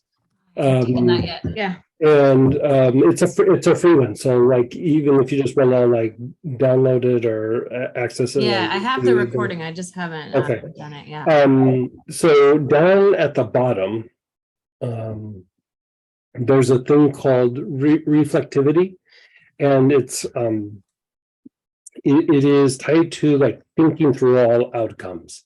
And it's, you know, you probably have heard me say, like when I was younger, like if you gave me a task and go, okay, go out and, you know, sweep the driveway or something, I could tell you the 10 or 12 things why it's going to go wrong, or it's not the right time, or, Yeah. you know that. Yeah. That's what that is. Reflectivity. Yeah. Okay. So like there's a third chords, there's the back part blend, there's gingerly. And what you're doing is like just giving them like it might help, but what I would do is I would have him like inhale it, but have him just inhale it with his awareness on his spine. Like, you know, he can find a spot where it feels uncomfortable. You think he would do that, by the way? Yeah. Okay, perfect. Have him just explore different parts of his spine, have him put his awareness on his spine, and just take long, slow, deep breaths, and it will unwind that tendency. Okay. You know, like the thing is that potentially that makes him a really good problem solver, but what happens is it kind of goes into the negative where it starts to become, I'm just not going to do this because I can tell you all the reasons why I shouldn't, or Yeah. what's gonna go wrong or whatever.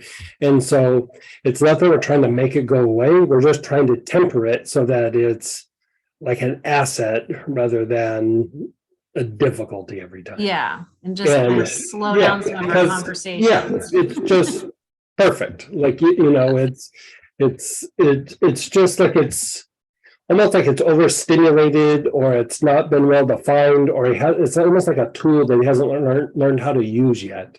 Yeah. And if he can harness it, you know, it still can be like, oh, I can tell you the things that go wrong, so let's put prevention in place. But when it's untempered and untethered, it just kind of runs amok. Yeah. Like that's my first 25 years of my life was just, you know, I joke on that. My first meditation was just meditating on the obstacle, and I could tell you all the reasons why it wasn't going to work. And even with doing PH with Kriya Shakti, like my Kriya Shaktis would almost like work in reverse, because I'd go, Oh my gosh. my goal would be like, okay, I'm gonna go and, you know, fill in the blank. But either the 10 things that could go wrong, and I would just infuse it into the Oh my Kriya gosh. Shakti. And so I was just like, this doesn't work. You know, and so it's the critical mind is strong, but this helps to develop a little bit more of the intuitive side, where it's just not always like calling the shots, because it's good, it's just not good all the time. Mm-hmm. Okay. Yeah.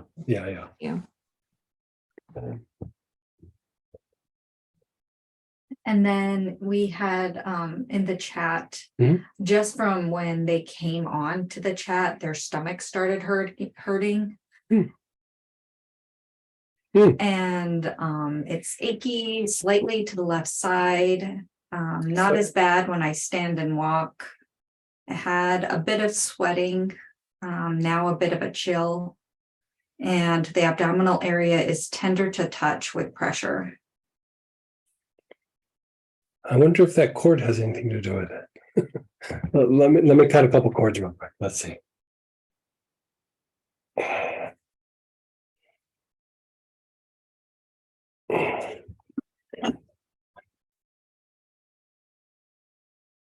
Yeah, boy, somebody got you good.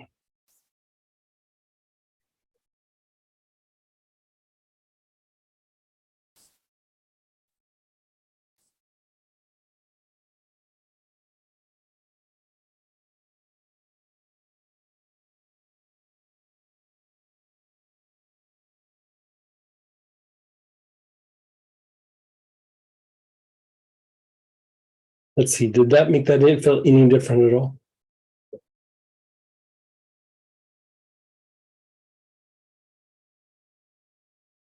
A bit calmer. Yeah. Yeah. Okay.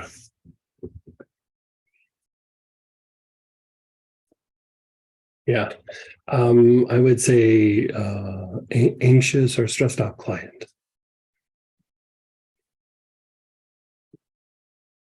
You know, yeah, for that person, like one of their people. Nothing malicious, it's just stressed and or anxious.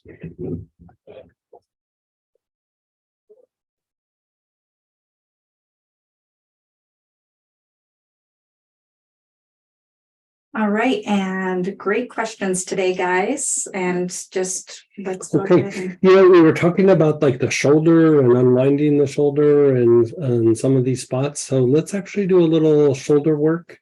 We'll do it with inhalation. You know, you can apply things topically if you'd like, but let's go down the list like marjoram, ginger, rosemary, pepper. You can go a little out of the box and go galbanum, or if you have trigger point blend. We're just gonna helichrysum would be another one. Camphor could be another one.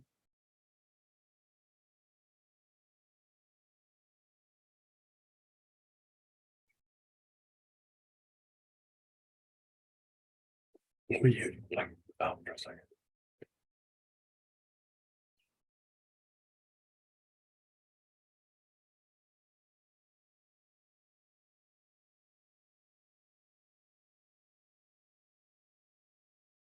So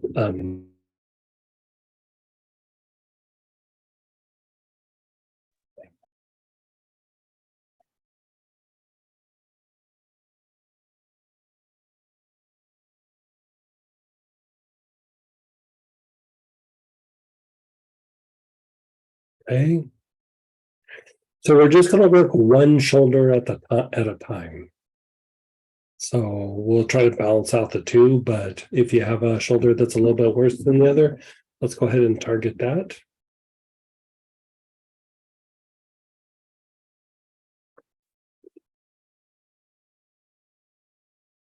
So whatever oil that you're using, let's go ahead and have you start inhaling on the into the armpit. So you're inhaling through the nose, exhaling through the mouth. Your awareness is on the armpit itself. Ask him how he's doing.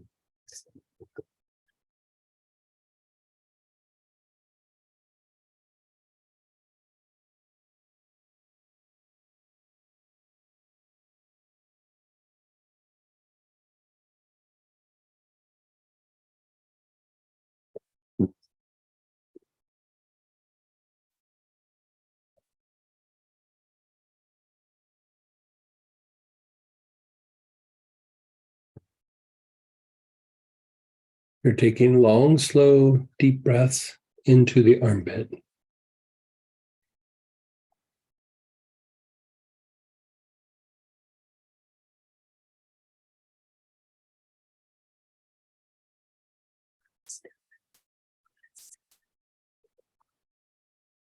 Okay.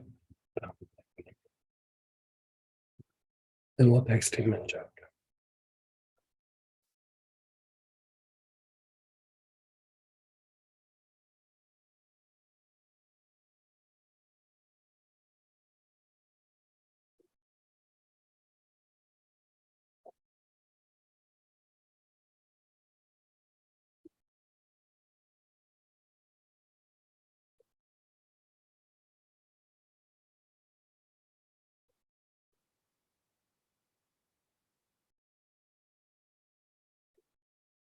You're still taking long, slow, deep breaths into the armpit.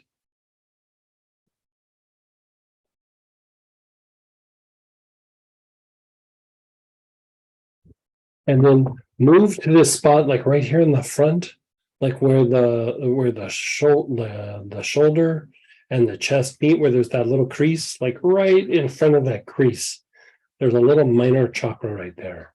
So just breathe into that area right in there. Just get it close. God, even just rubbing that feels good. Oh, God. It's a tender spot.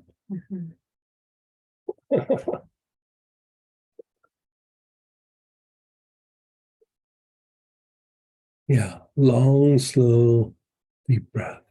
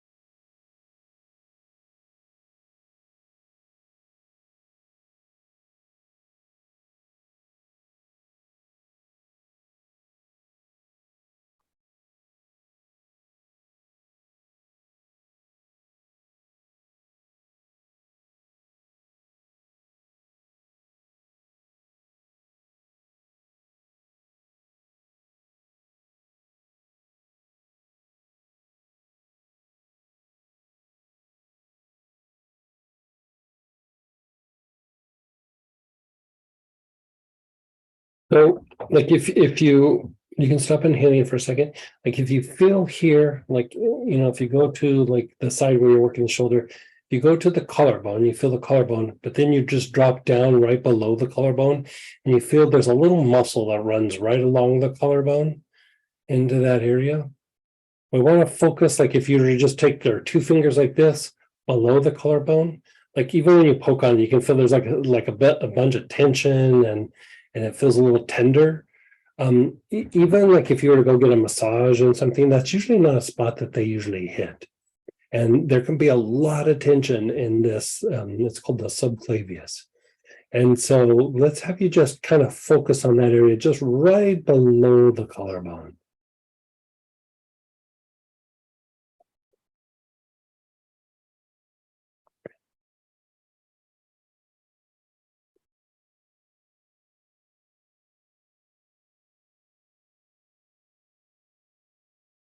This always feels so good to me, that subclavius. Probably because of injury, but like, oh. Yeah, I was using a bottle of Terabinth the other last week, and I put some on that area, and then I'd inhale, and oh man, it felt so good.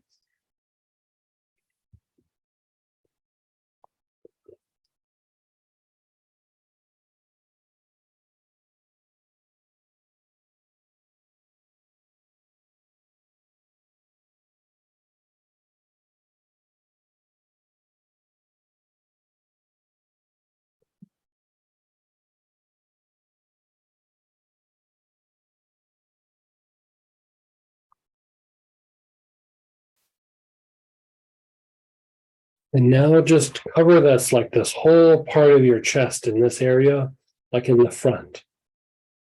It's just this, like if you put your hand in front of your chest, like the whole chest muscle up front. Just breathe into that area.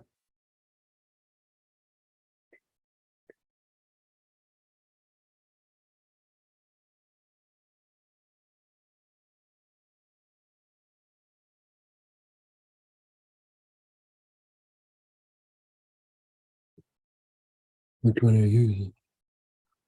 Oh yeah, nice.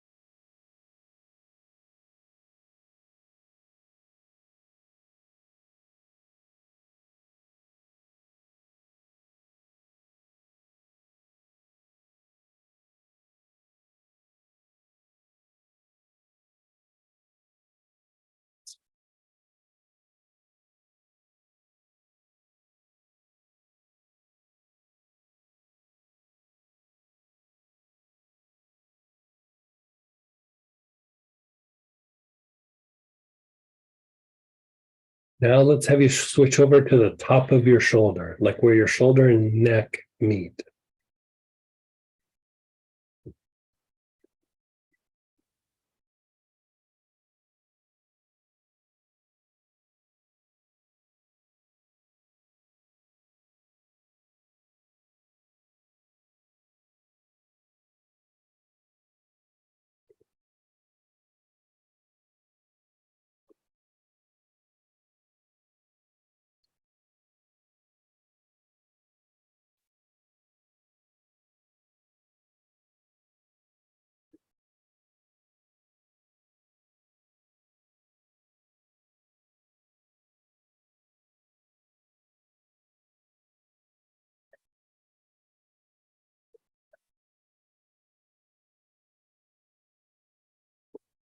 Now you're going to go to the backside on the shoulder blade itself, the muscle that's on the shoulder blade. Take long, slow, deep breaths.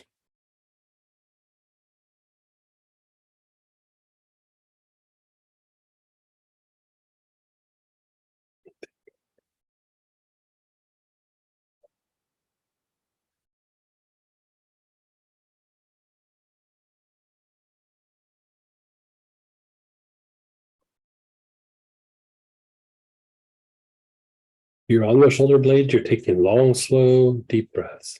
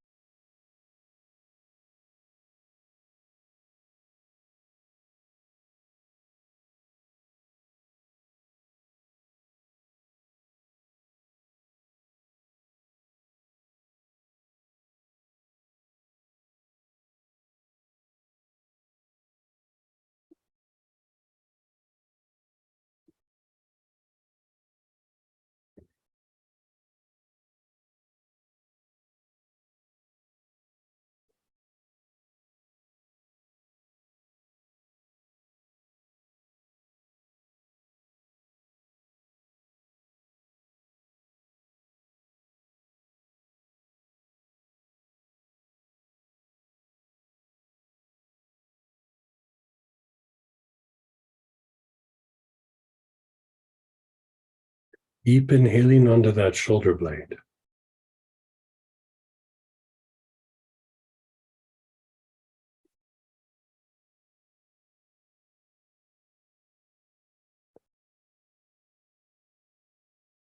How's that feel? Yeah. The shoulder blade itself, like if you really unwind it like this, like a lot of times you'll feel it go all the way up into the neck and into the jaw. Not so much the shoulder girdle, but the shoulder blade itself, the infraspinatus. So if there's areas around the shoulder blade, like between your shoulder blades, go ahead and breathe into those spots wherever you feel like some tension. Just breathe into that tissue in that area.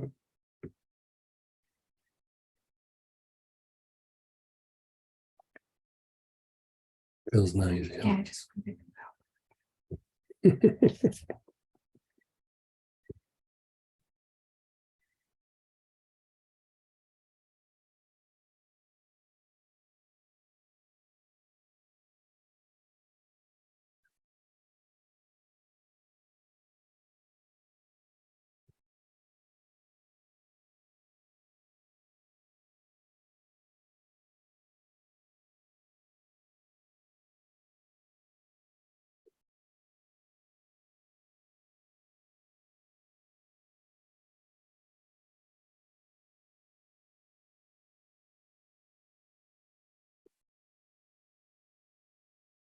And then go to that little notch in between your two collarbones right here, the throat minor.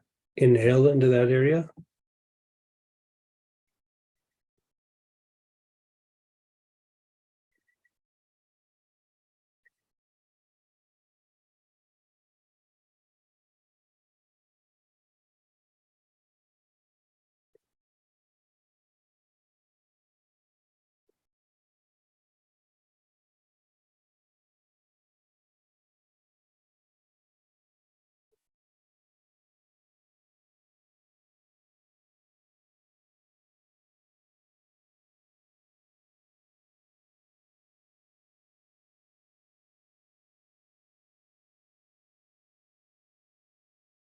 And then go up to the throat itself, the throat chakra.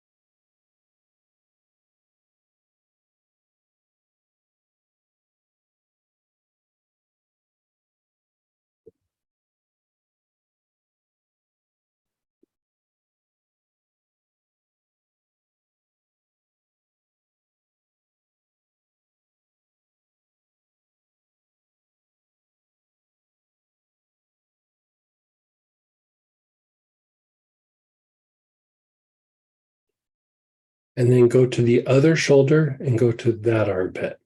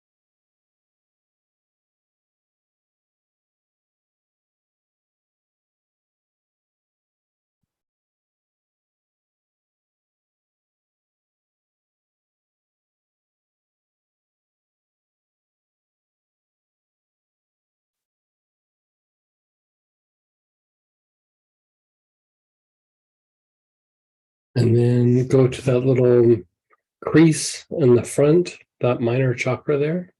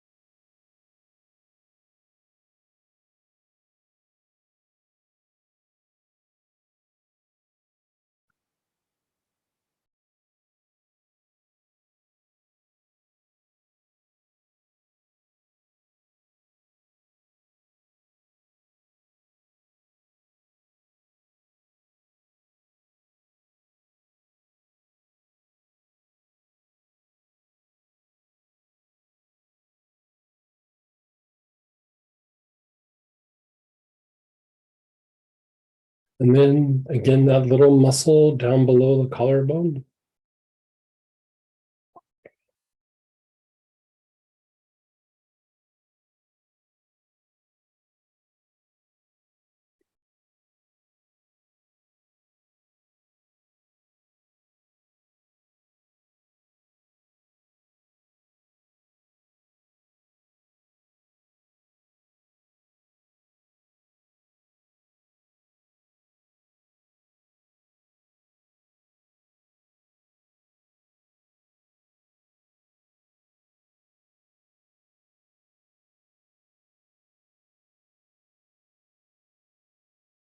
You're taking long, slow, deep breaths on that little muscle below your collarbone.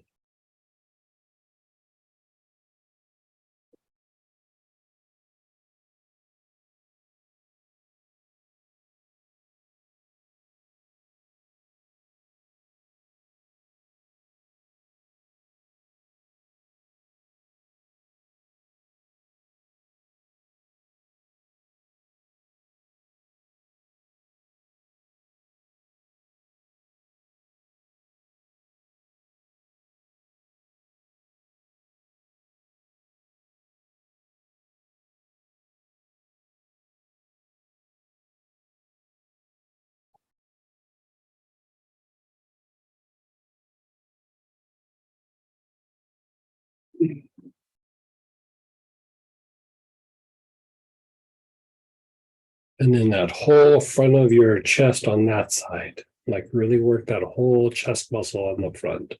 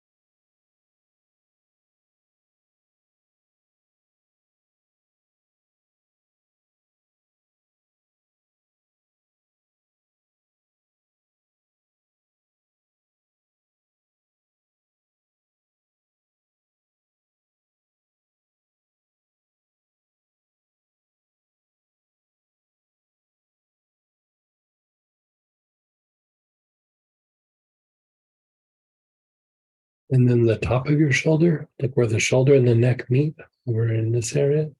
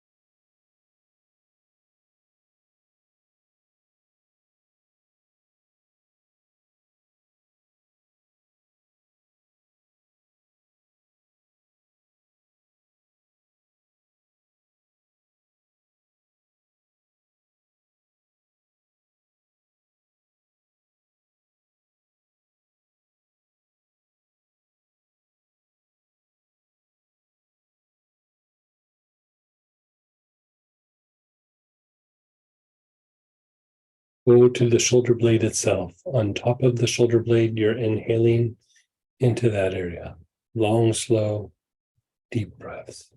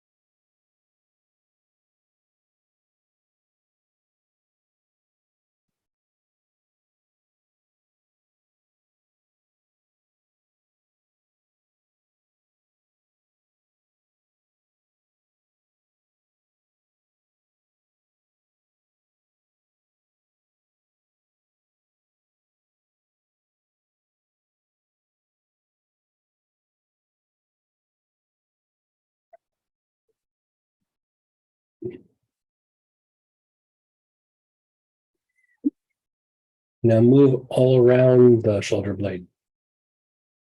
There's particular muscles that really jump out at you.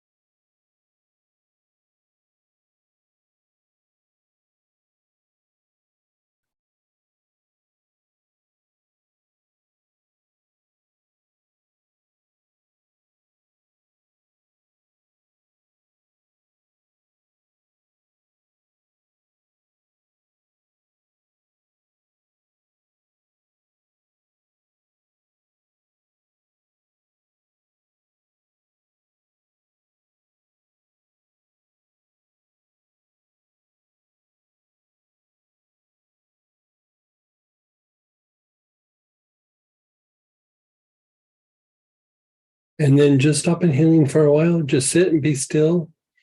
Check in with your both shoulders, your chest, your shoulders, your upper back. Where do you feel a tension, a clamping down, an agitation, a pain? Wherever that is, put your awareness on it. And even before inhaling, just sit with it. Just be aware.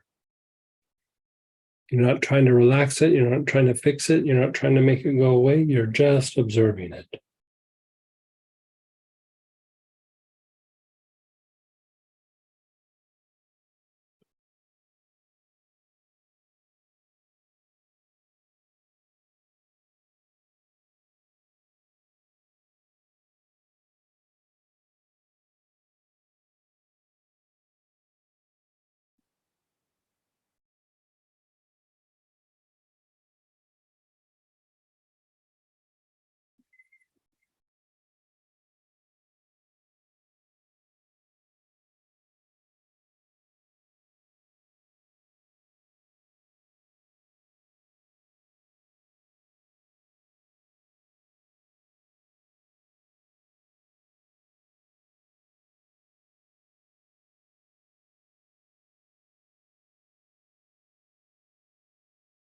You're taking long, slow, deep breaths.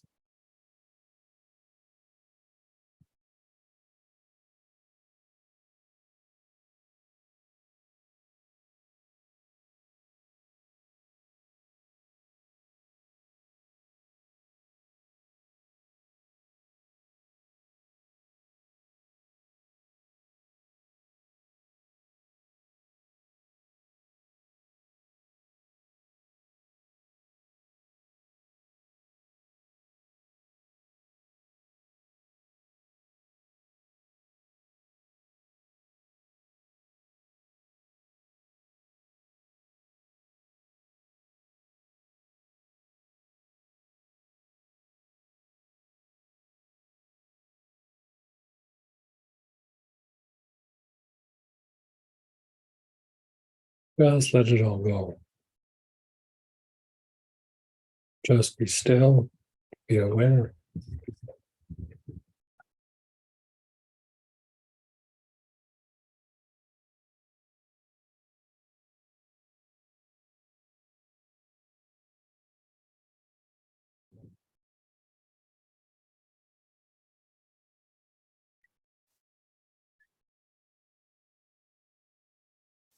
Okay. Well, we're going to roll over and move into the prayer blessing, the prayer petition blessing over at Astara. Join us if you'd like. It's usually only about 15 minutes or so. And if not, we have our study group tomorrow night.